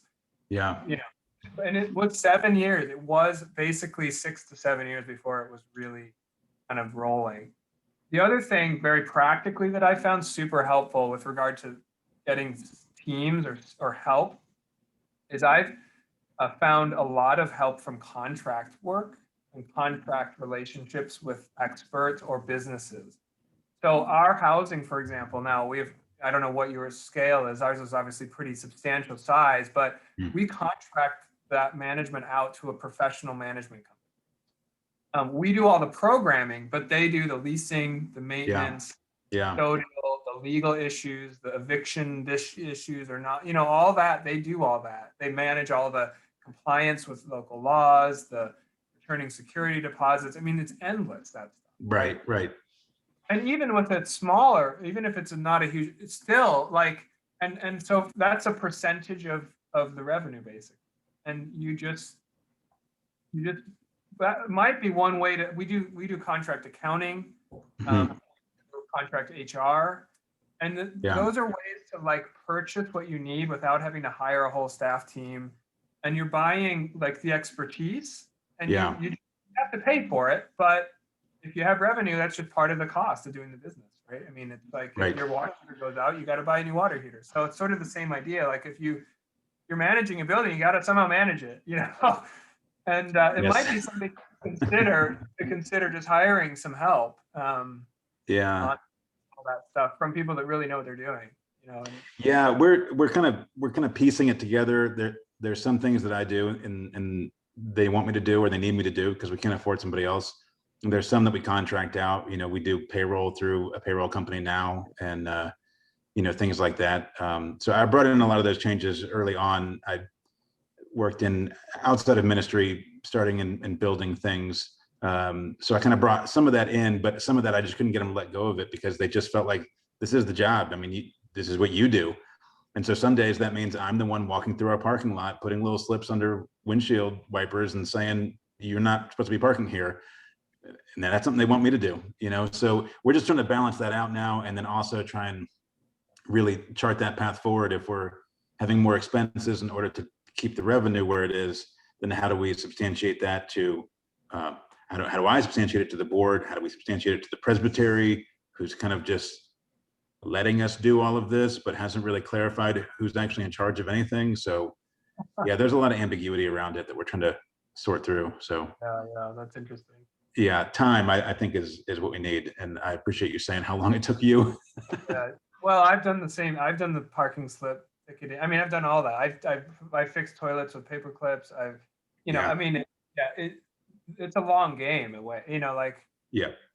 Some of this stuff is like here's where we want to be. Here's how we want it to run. Maybe it's not this year. Maybe it's not next year. Maybe it's maybe it is, I don't know, but you know what I mean? Like there is some manner of kind of playing a bit of a long game on some of this stuff. Yeah. They probably need to do the next thing. So I'll Well, send I you was an going to email. say, this Mark. is actually a perfect segue for this conversation, because one of the things that UKirk National is very honored is conversations and partnerships that we are having with the Presbyterian Foundation and the Texas Presbyterian Foundation. One of which that may be coming open is a coaching support for some of these dynamics that are happening in your ministry setting. So if you would be interested in that, let me know. They did get a grant from the Lilly Foundation, and David Lowling, who runs the grant for the Presbyterian Foundation, we are dreaming of ways and discussing ways that we can provide some of those resources to UKirk ministries. And so that is really exciting. And connected with the Presbyterian Foundation is our next speaker, Maggie Harmon. Maggie, we are thrilled to have you with us. Just a little bit about Maggie's background. She is a ministry relations officer for the Southwest for the Presbyterian Foundation. And that is amazing and wonderful. And the thing that I just think is also amazingly cool is that in addition to her role in the Presbyterian Foundation, she has 20 years of legal practice, management consulting, and leadership coaching herself.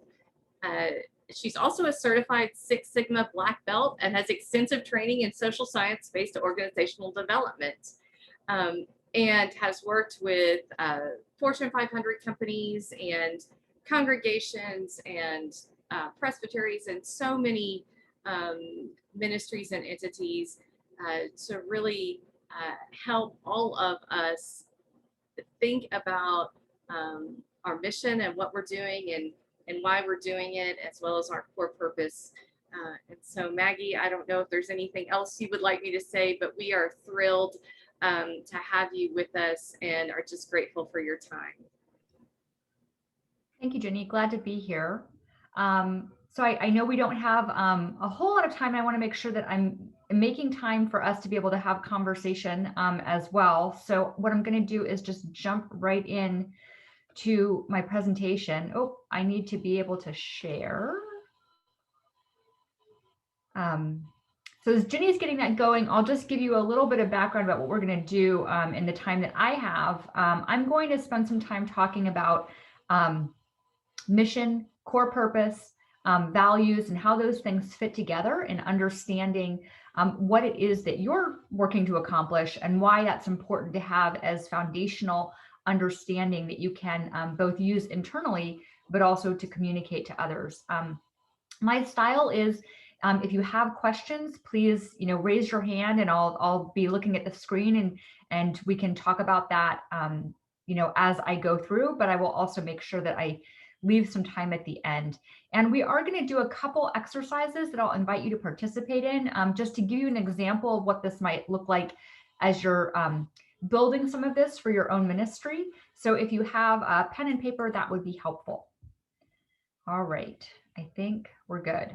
Yeah, Maggie, I've given you permission, and there you go. Great. Okay, and I'm hoping, let me just expand my participant screen here.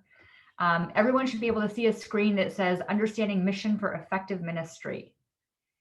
All right, well, let us jump in.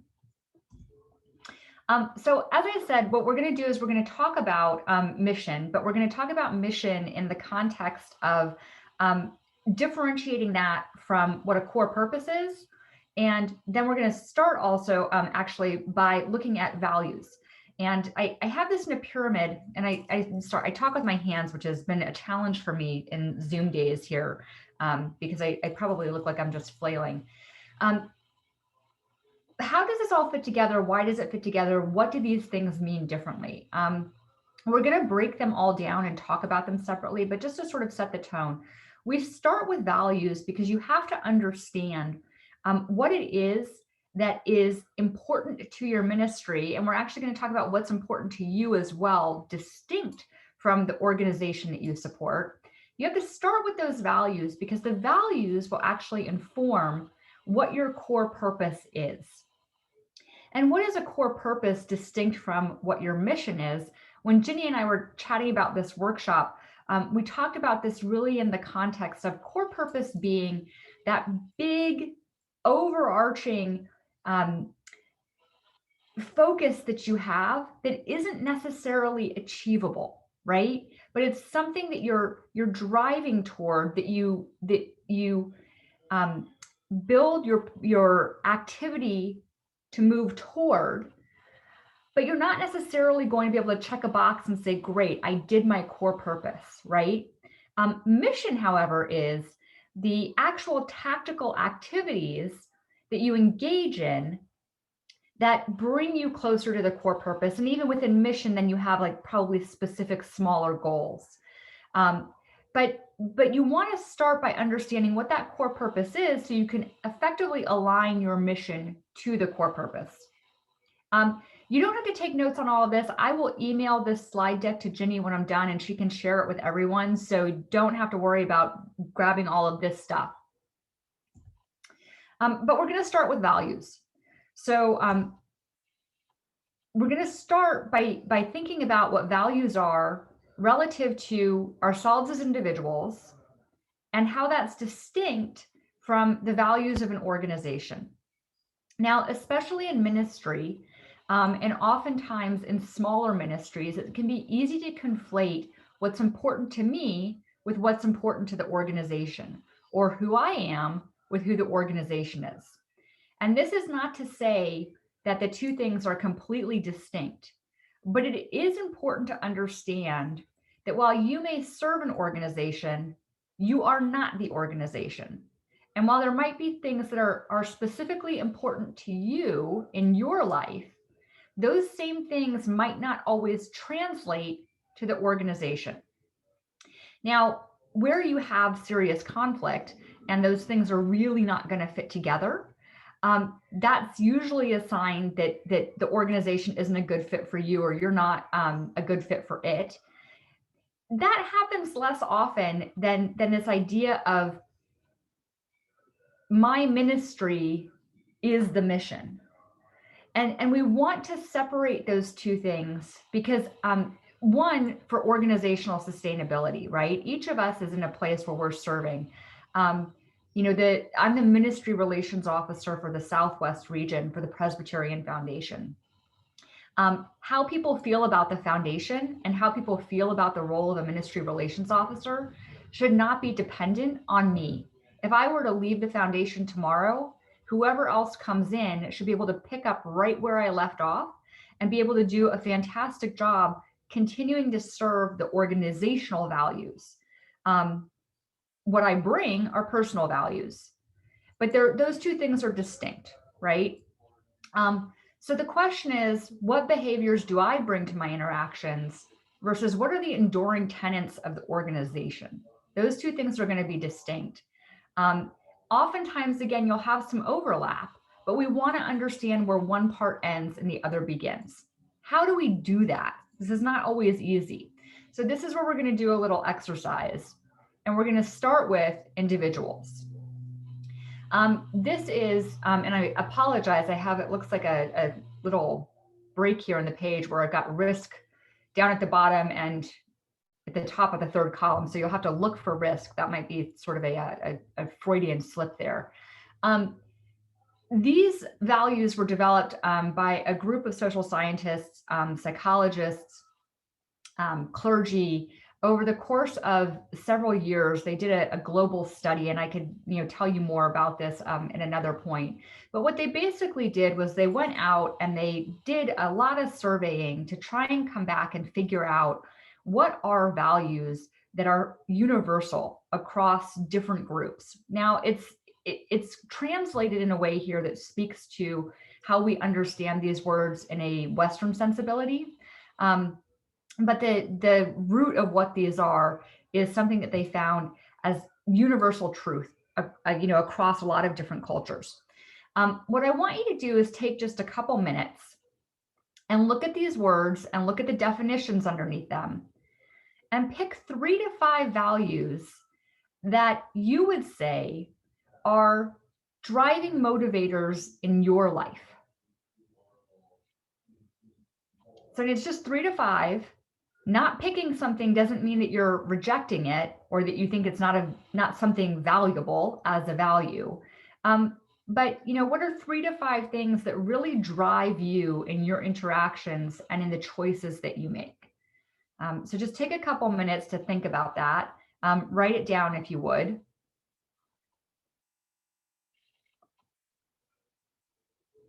And the other thing that I would say as you're doing that is focus more on the definition under each word than the word itself. For our purposes, for this exercise, equality means respecting everyone's right to parity.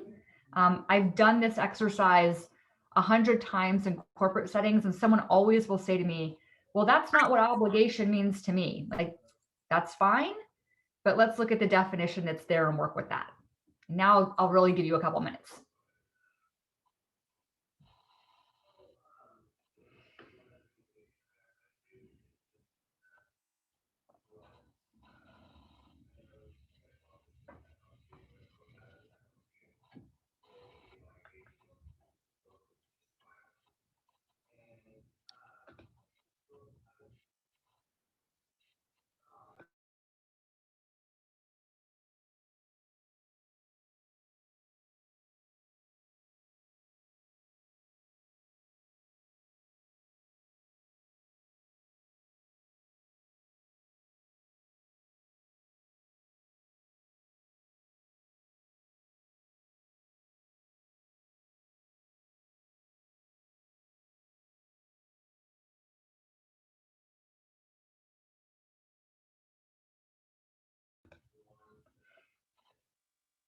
Okay, and as you're wrapping that up, take a look at what you've got there.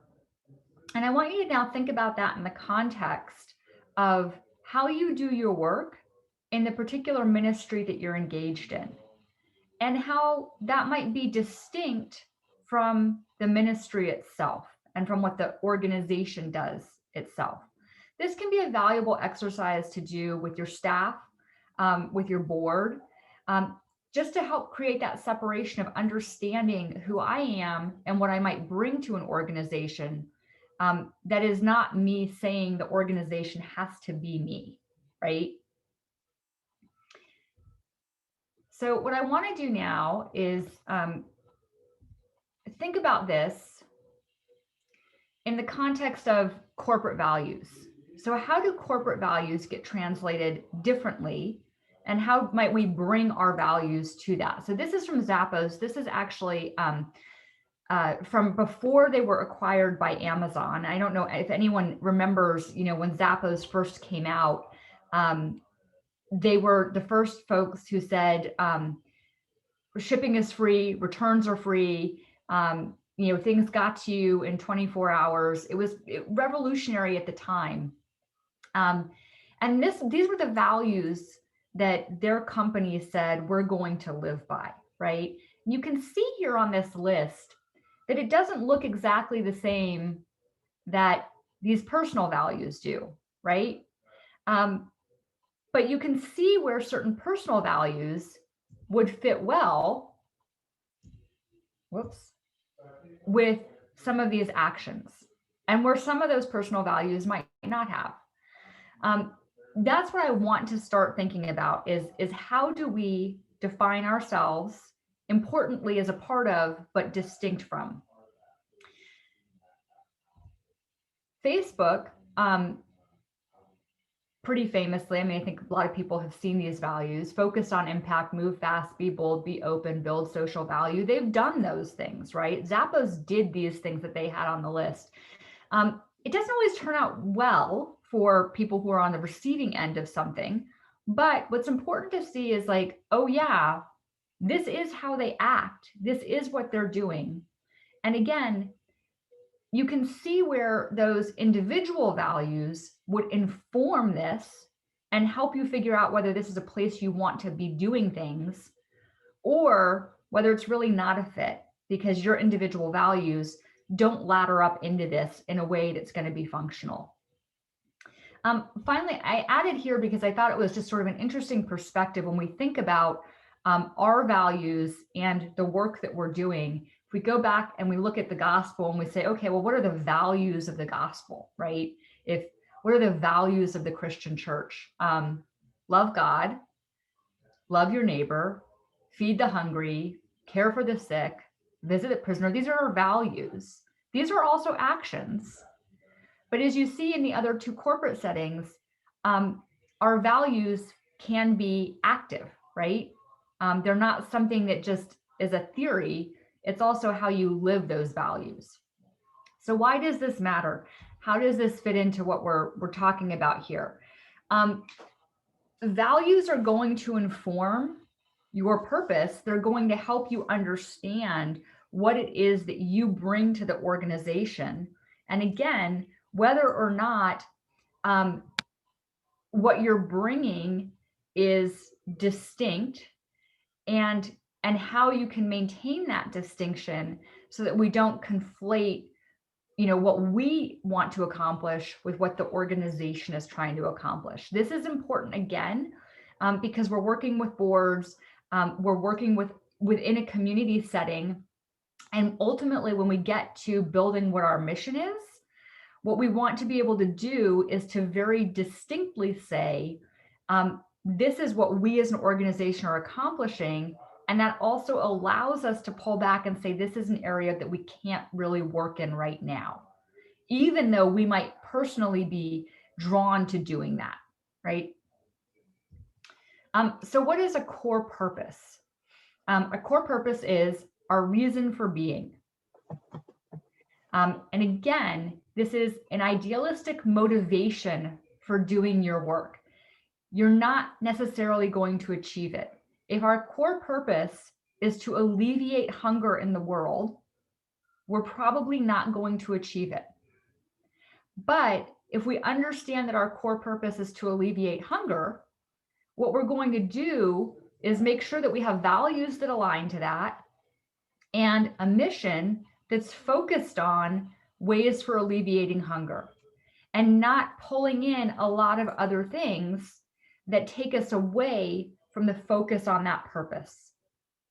So why am I talking about that so much? There is a tendency, especially in faith-based organizations, but across all kinds of corporate bodies, for what we might call mission creep, right? We are good people. We want to do all the values of the gospel. And sometimes we forget that in being an effective part of the body of Christ, we don't have to be the whole body ourselves. So we want a purpose that guides us, and we want a mission that reminds us of what we are, but we also want to let other people be an excellent foot or an excellent eye, and let yourself be an excellent hand, and not get into a mission creep where you're trying to be all things to all people and then less effective at the things that you actually can be excellent at. So I hope this all makes sense so far. I'm not seeing any hands raised, so I'm going to just keep going. So we're going to look at core purpose as a story. Roger Schenck is a cognitive psychologist at the Stanford Graduate School of Business. And he, like many people, recognize that we respond better to stories than we do to lists or rules. So humans are not ideally set up to understand logic. They are ideally set up to understand stories.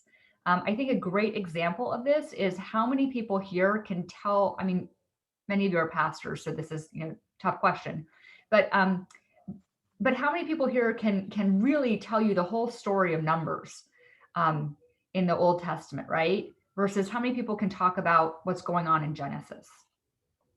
Right? Genesis is a great example of value-based storytelling. Numbers has a lot of good stuff in there, but it's really not quite as emotionally compelling, you might say. So we're going to look at some story examples. Here's the other thing I'm going to say as you take this back to your organization. A core purpose is not a novel. It is not a dissertation. A core purpose is no more than one sentence. And ideally, it's a very short sentence because it has to be something that people can quickly emotionally attach to and can remember. And it's not, what we see in a lot of places, mission statement, vision statement, purpose statement, we call them different things, 2, 3, 4 paragraphs with a lot of bullets in them that talk about all the different things that are important to every board member who is a part of, our organization. That's not a purpose. That might be a lovely statement of emotional connection and goals, but a purpose is very distinct, right? So we're going to look at some stories. We're going to look specifically at 6-word stories. And I would encourage you also to take this as an exercise back. If you have a purpose that is more than one sentence with no commas in it, so if you have a sentence that has, or a purpose that is a paragraph, a couple sentences, colons, commas, ands, go back to your board and take some time to do this as a 6-word story exercise. And I'll walk you through how to do that. But let's look at some examples first, because usually I say this and people say impossible. So here's your first story. Automobile warranty expires, so does engine.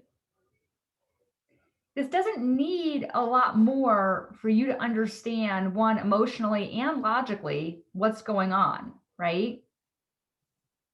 This does break my rule because there's a period in there. It is 2 sentences, but please, this is everything, I swear.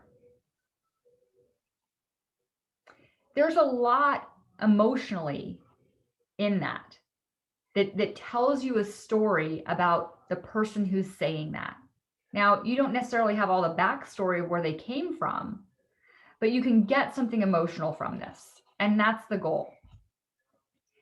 I love this one. I like to pick on Facebook. Facebook has ruined my entire life.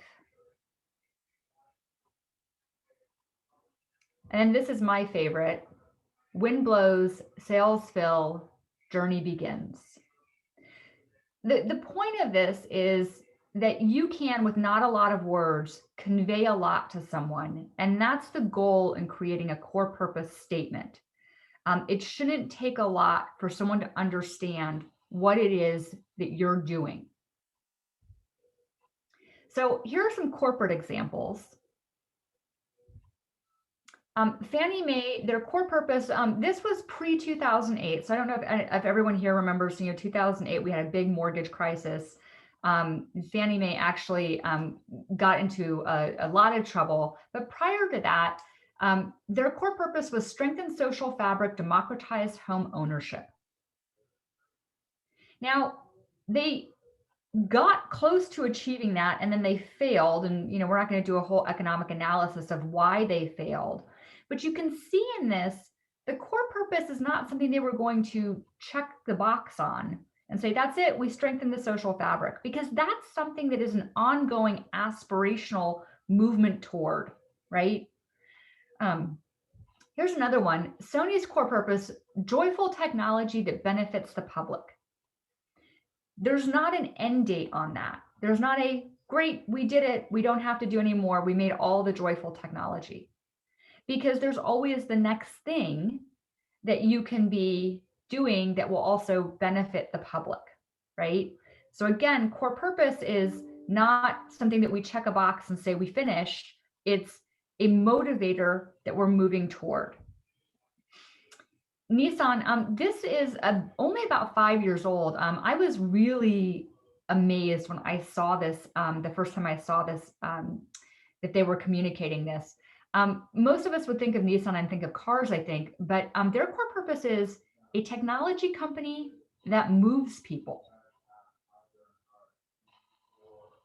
Cars might be something that they do, but this gives them a lot of motivation and aspiration towards something different. And again, what you've got in there is language that says to move people, which means they're not going to be done doing that. It's not like we're all going to get moved and then we're done, right? And then this, of course, wonderful. Walt Disney, make people happy. Now, none of these have more than 6 words. And they are all motivating, clear core purpose. So when I work with, now I work with churches. Before, when I worked with corporations, would say to me, well, our core purpose is a lot more complicated. I would suggest that you can't be a whole lot more complicated than something like Nissan or Fannie Mae, right? Those then become all those things that you say, well, we also do this, and we also do this, we also do that. Start to peel that back and figure out what's a goal, what's a tactic, and what's actually your purpose. And if the answer is, if you look at your purpose and there's things that you could check a box and say, we did it, that's not your purpose. That's a goal.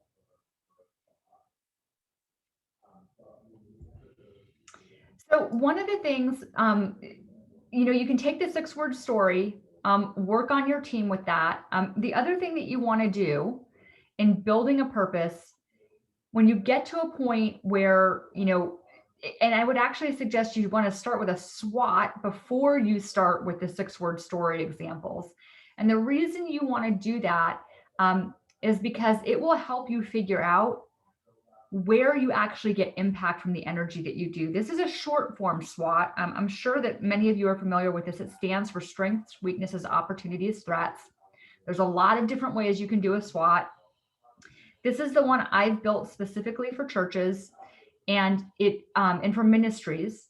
And it's really helpful. And again, focusing in on where we can have impact and where maybe our energy is getting pulled where we're not as effective. So we just focus on 2 strengths. Why are you excited to be here? And what do you do exceptionally well? When you're going through this with your team, you don't want to take more than 2 minutes on each of these questions. And the reason is you don't want people to start overthinking it and developing justification reasons as opposed to just doing reactive reasons, right? You want to get what people are emotionally responding to. I'm sorry, there are three strengths here. What are your most valuable assets? We have 2 weaknesses that we want to look at. Where do you fall down? And what are the biggest barriers to change? You have to know what's stopping you in order to be able to get that out of your way. We look at 1 opportunity question.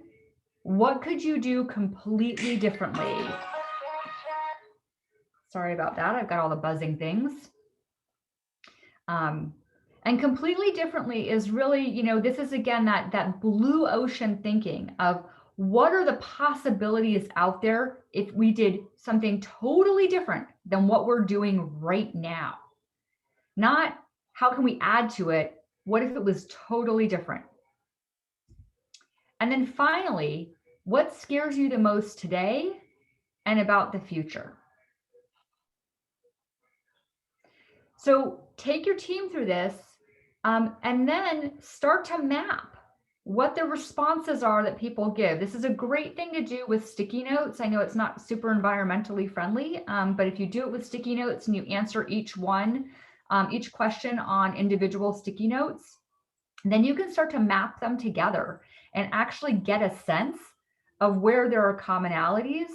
Or if you have a board that everyone is answering something totally differently, that's really valuable to understand too, because it means that you don't have alignment around what it is that you do or why you're doing it. And that then would also probably go back to values. And we have a lot of people who are bringing what they want, not what they can do.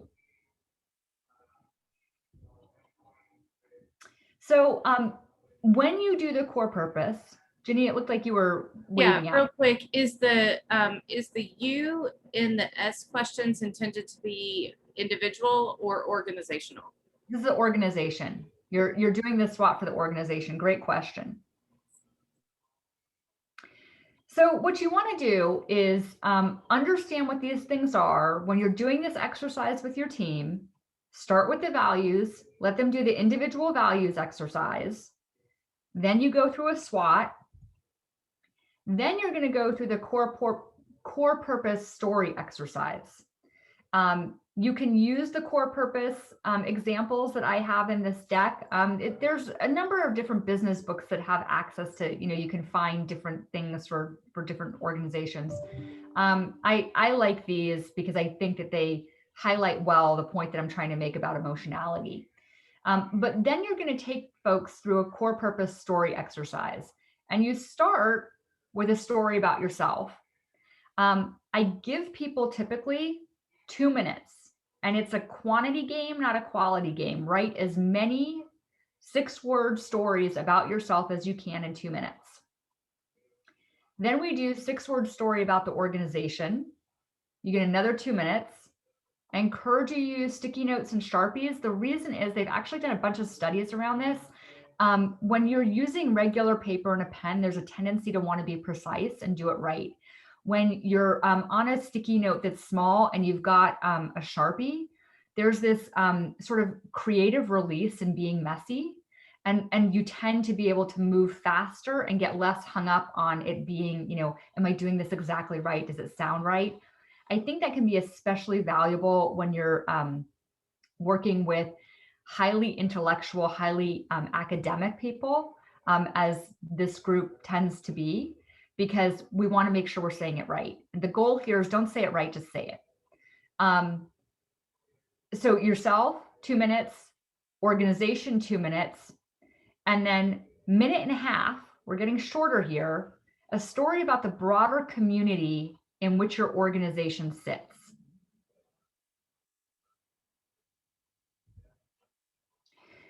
So from there, what you should have is a really good basis from which to draw information to build your core purpose. Because let me just go back.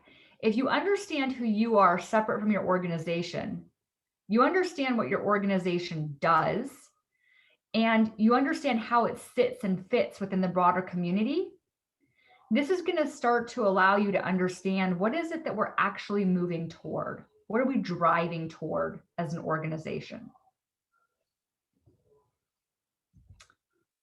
This is going to allow you to continue to build that pyramid and then come to mission. So once you know what your core purpose is, you have the ability to start to say, okay, so our core purpose is to alleviate hunger. What's our mission as an organization, right? And maybe someone can give me an example of what your core purpose is right now as an organization, because I'll just keep using this same thing. But if our core purpose is to alleviate hunger, how do we missionally do that? Whoops, I'm going wrong direction. You want to start by understanding who it is that is part of your organization and who it is that you serve. So we do what I call member mindset. We want to try to get into the head of the people who are members or potential members of our organization, because that's who you should be serving, right? That's who your purpose should be focused on in terms of the mission that you're engaged in. So start by asking, who do you identify as a member? Most of you are working in college settings, right? So if all of a sudden the answer is, well, everybody on the campus, that's a concern, because not everybody can be your member, right? It doesn't mean that not everybody is welcome, but not everybody can be your member, because then how are you possibly going to serve everybody, right? And then who would you identify as a potential member, right? So who is a member and who is the potential member? Who might you actually be talking to as people to bring in? And again, a flag is everybody. Everybody is welcome, but it's very difficult to have a mission that's focused on everybody, right? Again, if we use the example of core purpose being to alleviate hunger, Our immediate members might be people who know how to cook. Our potential members might be people who need food, but we're probably not going to be targeting people who are not hungry, right? They could be someone who becomes part of what we're doing later on, but we're not going to spend a lot of energy talking to them. And then this is where you would ask, who would identify as a participant? Someone who does things, but they're not part of the membership core. Now, this language is a little bit focused on congregational understanding, who's a member of the congregation, who's a potential member of the congregation, who's a participant. I'll give you an example from that. So in a congregation, you have people who are listed as members. Those are your members, right? Some churches, I'm working with one church who actually identify as members as in a lot of different categories because they don't want people to have to be a member. So we identified that. Okay, this is the core group that we would assign that name to. Who are the potential members? Well, first they started by saying, well, everybody in the world is a potential member. Like, probably not, because you're based in a particular city, in a particular geography, that's probably going to be closer to who your potential members are. So we started to narrow based on that. Oh, and then also people who are, theologically aligned and who like to do these certain things and who feel this certain way. Okay, now we've got our potential members, right? Who are participants? Well, people who are never going to come and worship, who will never sign up to be a member, but who like to volunteer when we go to the food bank and volunteer at the food bank, and who we see there. Those are participants in what we do, but they're not core membership. I hope this makes sense. I have a quick question about this. I think one of the things that is creative about collegiate ministry is that often you have members that do your service or justice or mission work, and you have members that do your worship, right? That there are a variety of entry points into collegiate ministry, and so sometimes there are different core members. So on this, do you think it would be helpful for them to say, okay, these are the 5 people that show up for everything we do? Mm-hmm. Okay. Yeah, I think also that's a great point, because then we're doing this after we do some of the other work. Because if you start with understanding who your members are and trying to define that before you do the core purpose work, before you do your individual values work, we really get back into that mission creep. Because what you're going to find is, well, we have some people who do this one thing, and we have other people who do this other thing, and we have some other people who do this third thing, and some other people who do this fourth thing. And then we have all the people who come get coffee and a donut, on Wednesday and Friday mornings. And so we have to serve all of those people. And, I don't want to sound callous and say, don't serve all of those people, but you've got to start by understanding the values and the purpose of your organization, so that rather than spreading yourself very thin and trying to touch every single person on campus, you understand why you're trying to touch certain people, or what it is that you're offering to certain people. And this is true in corporate settings also. I mean, it's very easy for a company to say, well, we're a technology company, so anything in the world that has a chip in it, we're going to make.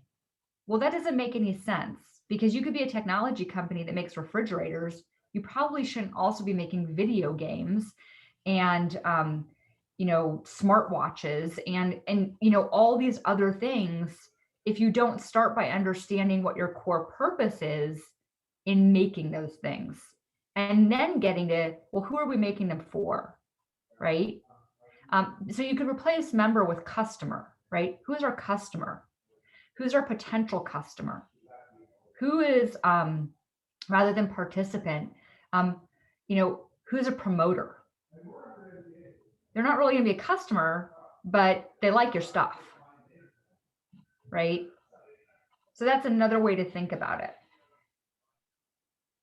So when you're building mission, understand who you're building mission for.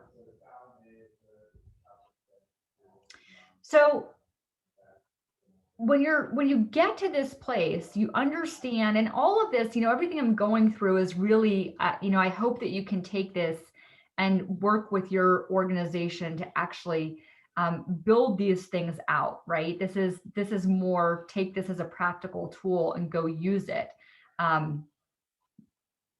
So then when you're defining mission, the key part of mission is making sure that it's something that people can emotionally understand, right? That's meaningful to them, but that's actionable. And here's the difference between purpose and mission. Mission is actionable. Purpose is aspirational. So again, Nissan, a technology company that moves people, there's no action in that, right? That is something that we want to focus on doing and align our actions to. Our mission is to make a flying car. Does a flying car fit into what our purpose is? Yeah, it's technology and it's going to move people. That's fantastic. Make a flying car becomes actionable. It is emotional. Someone might respond excitedly or with horror to that. I'm probably on the horror side of that. But it's actionable. We're going to make a flying car. Okay, how do we make a flying car? What do we need? We can start building goals in for how we make a flying car, right? So our purpose is to alleviate hunger. Our mission is to make sure every person on campus has the food they need. That is actionable, right? It's not terribly emotional, but that's an action. That could be your mission, is to make sure that every person who is a student on this campus has the food they need. I mean, that's a shocking problem right now on a lot of campuses, that people are hungry. But then you can start to put goals behind that, right? Connect with the food bank, develop boxes, communicate to, different departments. That's how you start to layer these pieces together, right? And that's what I've got in terms of content for how you do this. I would love to answer questions. I know I just threw a lot at you really quickly. There's a lot of different pieces and there are a lot of different activities. So I'm guessing that it's, there should be some questions, but please, how can I help?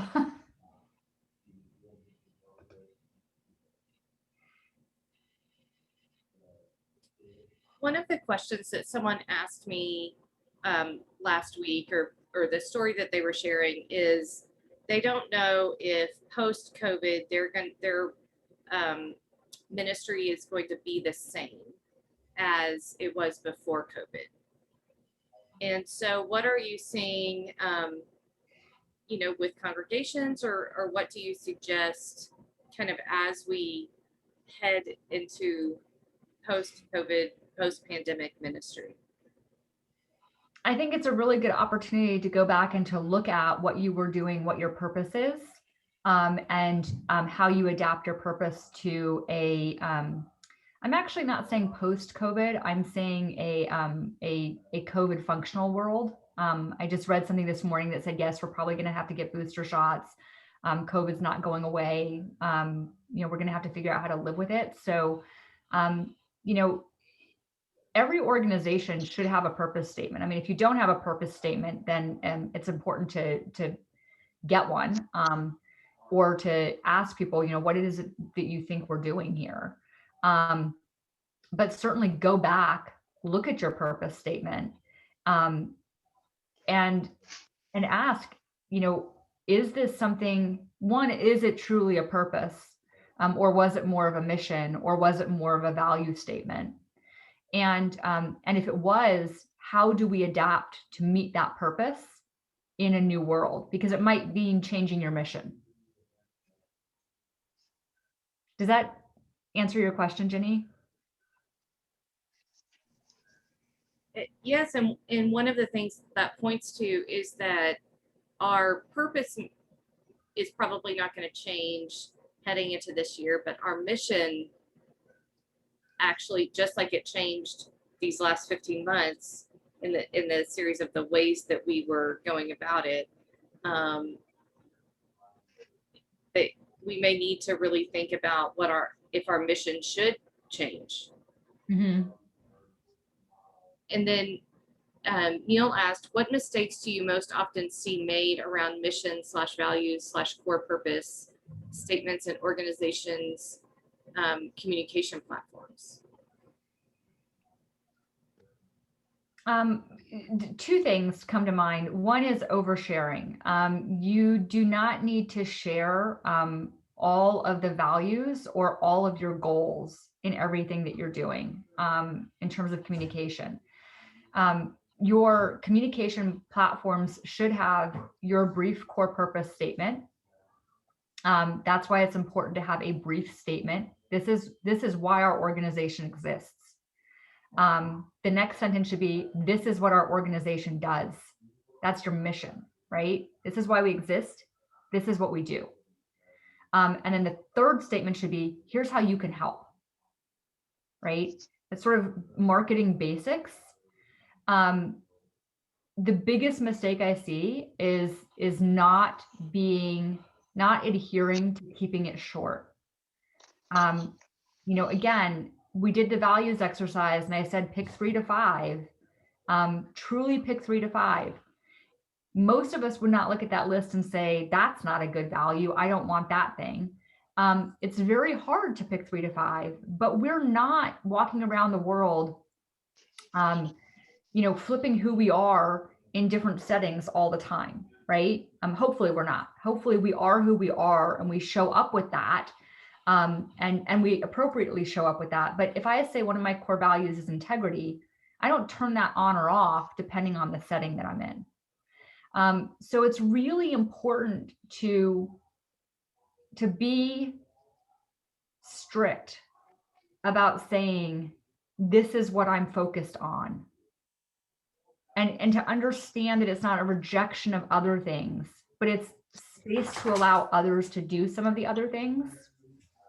Because, and this is just practical, we're humans. We cannot be everything to everyone. We're not even asked to be everything to everyone. We are reminded that we are a part of the body.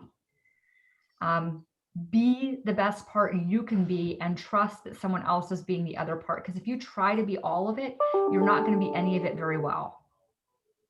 And it's not going to come off as authentic. So as that core purpose statement starts to get longer and longer and longer, as every board member, reads what you started with and then goes, well, but what about this other thing? And then we add that because we want to please them. And then, well, but what about this other thing? We add that. Then we start to get that enmeshment of who we are with the organization. And it becomes very complicated to figure out who we actually are.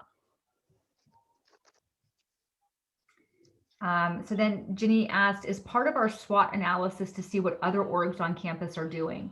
I don't think it's part of your SWOT, but if what comes out of the SWOT is, what we're really good at is something that someone else is doing, and they're doing it better than we are, maybe we need to rethink what we do and reinvent, or maybe we should go figure out how we partner with them to help them do it. Because we don't need 5 people all doing the same thing, just with a slightly different flavor, right? That's not, that's a little bit of letting go of ego, but it's an important thing to do.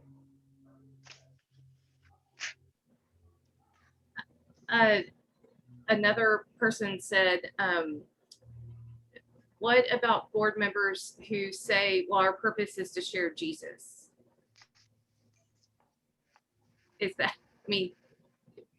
that seems to be a little broad. Right, and that can certainly be your purpose. I would say you want to go through the exercise with your entire board, and come to, with your board and your staff, and come to what your actual purpose is. It should not be one person defining it. But if you go through this work and what you come to is our purpose is to share Jesus, then like, okay, let's figure out what our mission is and how do we do that? Because to share Jesus, I mean, we could go back to the gospel, that list that I had of the values, right? And say, feeding the hungry, visiting the prisoner, clothing the naked. Or what part of sharing Jesus are we sharing? Is it just a ministry of presence and sitting with people and, being with them in a space of love? But you're going to have to narrow from there in order to be clear about what your mission is. And then Megan put in the chat, I was going to also ask about board members who are maybe not as in touch with student realities today. How do we help them understand who our members are and what they need?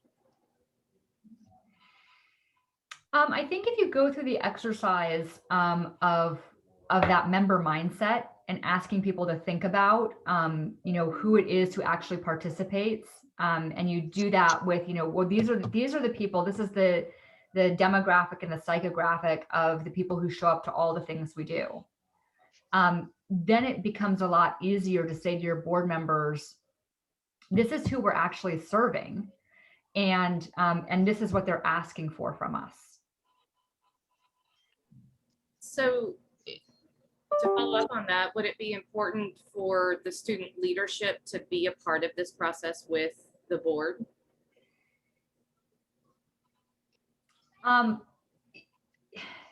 That's an interesting question. And I think it depends on how the organization is structured. So if the student leadership is,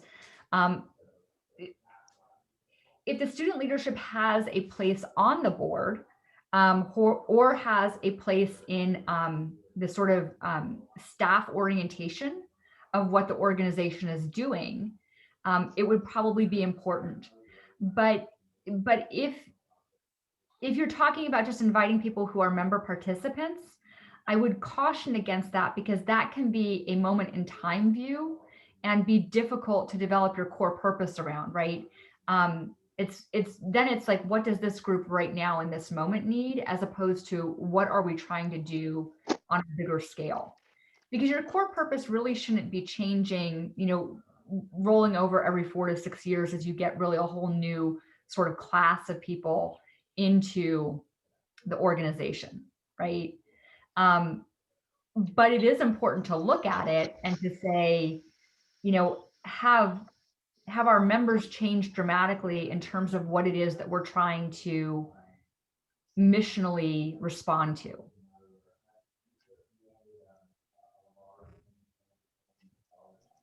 Just to show of hands for those of you, would you say that have been in ministry for a while, have your members changed, or maybe what they need, or what they're, I think that's one of the things, maybe Megan, that you're pointing to, is that often our board members maybe remember when they were in college, or, when their kids were in college, and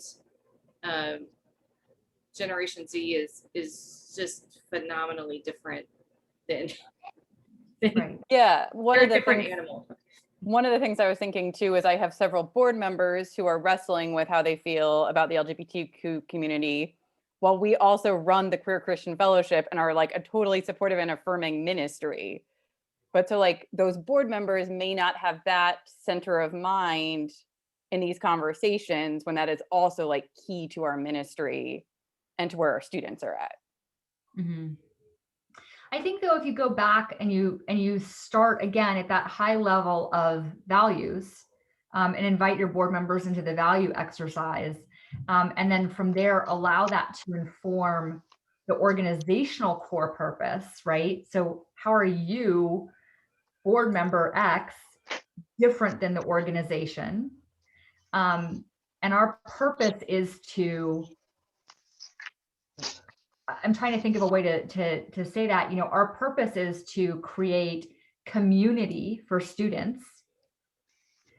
Then it becomes harder for the board to respond and say, well, we don't do X, Y, Z, because you can go back and you can say, well, what we said our purpose is to create community. So how we're going to create community, because again, that's on a checkbox. We create community. All right, what's our mission?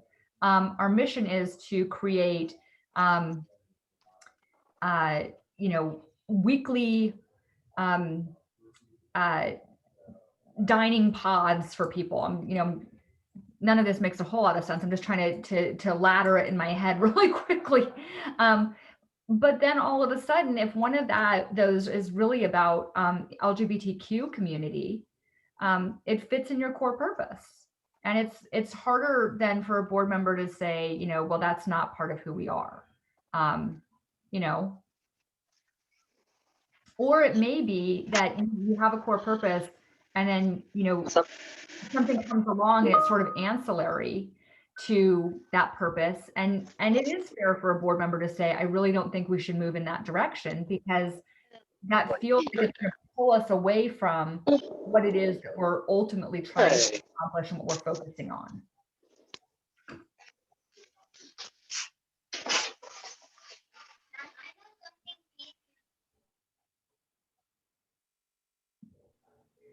So I'm going to ask the question that I get asked a lot that I'm sure nobody has ever dealt with, which is, are there times we may want to ask people to not serve on the board, right? Like, because I do think that there are, this gets into sort of a weird kind of dynamic in that this exercise is really helpful to say, here are your values, here are the values of the organization. And what about if there are board members that really don't want to, that do want to conflate the two? And Drew just shared that they did that, and they have a handbook for basic requirements for board members. Mm-hmm. Yeah, ideally what happens is when you do those exercises, people are able to come to that awareness on themselves or for themselves, right? So you can see like, well, this organization is really focused on doing this thing, and gosh, that's not really a thing that I want to do. So I feel like I'm not going to serve here. Part of it's, helping people come to that on their own. Part of that is also inviting them to think about that and to say, are your gifts being used in the right place if your values don't align with what we're trying to accomplish? Because again, you're going to have however many different board members you have, or staff voices, and different influencers. No one of those should be the defining voice, right? You should be able to pull from all of those through these exercises to try to come up with what the consensus purpose is of the organization. And again, by making it short, by consensus, I don't mean everybody gets their statement into the longer multi-page, this is our purpose. It is, how do we whittle this down to understanding what we're really here for and how we can explain that to other people? And if you as a board member see that and just feel like that is not something that I think is, valuable or where I want to put my time, it's okay to step away.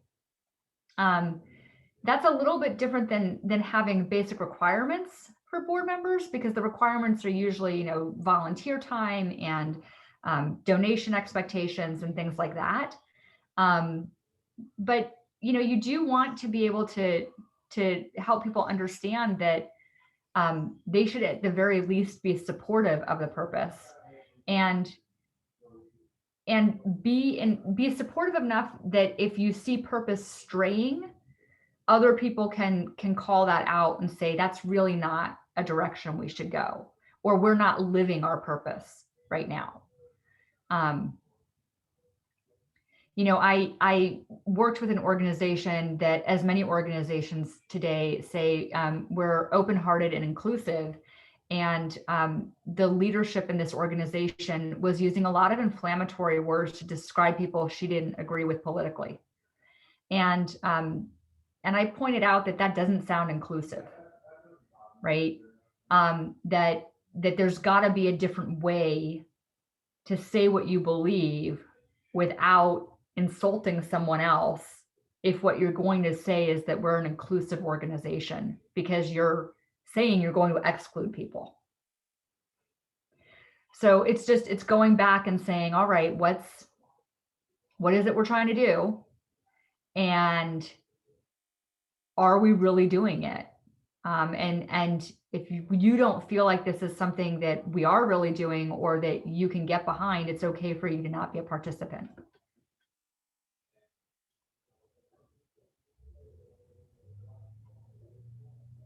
I keep thinking about something that somebody told me about a decade ago, which is think about doing less well, because if you do too much, you'll do less well in every area. And so it sounds like that there's an invitation for all of us these days to think about and revisit our core purpose, and then ask if the vehicle of that purpose, the mission, if it's time for us to think about the ways that we do it, and if the mission is, if we're invited to think about how the mission can be and should be different in this, as you said, COVID functional world. That's going to be a part of my lexicon. So, it is 2:32, and some of this reminds me of Strengths Quest. I'm an adaptability on the Strengths Quest, so I'm going to try to not be so much. Thank you so much, Maggie. I invite all of you to, maybe she could stay around for a few minutes to ask questions, but our next workshop will begin at 2:45. I feel like maybe we should do some calisthenics together, or jumping jacks, or but maybe you just need to get up and have a restroom break and get some more coffee or a snack. Thank you so much, Maggie. We appreciate it very, very, very much. Well, thank you so much for having me. And this is the fun part of sharing an office. So everyone got to see my husband for just a minute. But thank you all for having me. It was a pleasure. And I will share these slides with you, Jenny, and my contact information is in there. So. Fantastic. And I need to share that our, although I just pulled, our first book was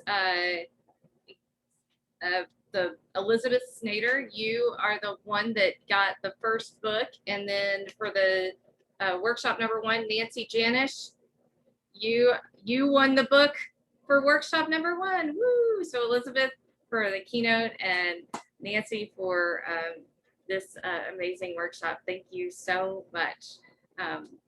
So again, there on your PowerPoint, I think that there's your email if people have other questions. That would be great. Is there, final question, is there a 6-word statement from a congregation or a ministry that you really think is creative and enjoy? I will have to look, because I've done this exercise with quite a few of them, and then I've left them on their own to consolidate. But that is a great question, and a good challenge for me. Thank you all. It was a pleasure.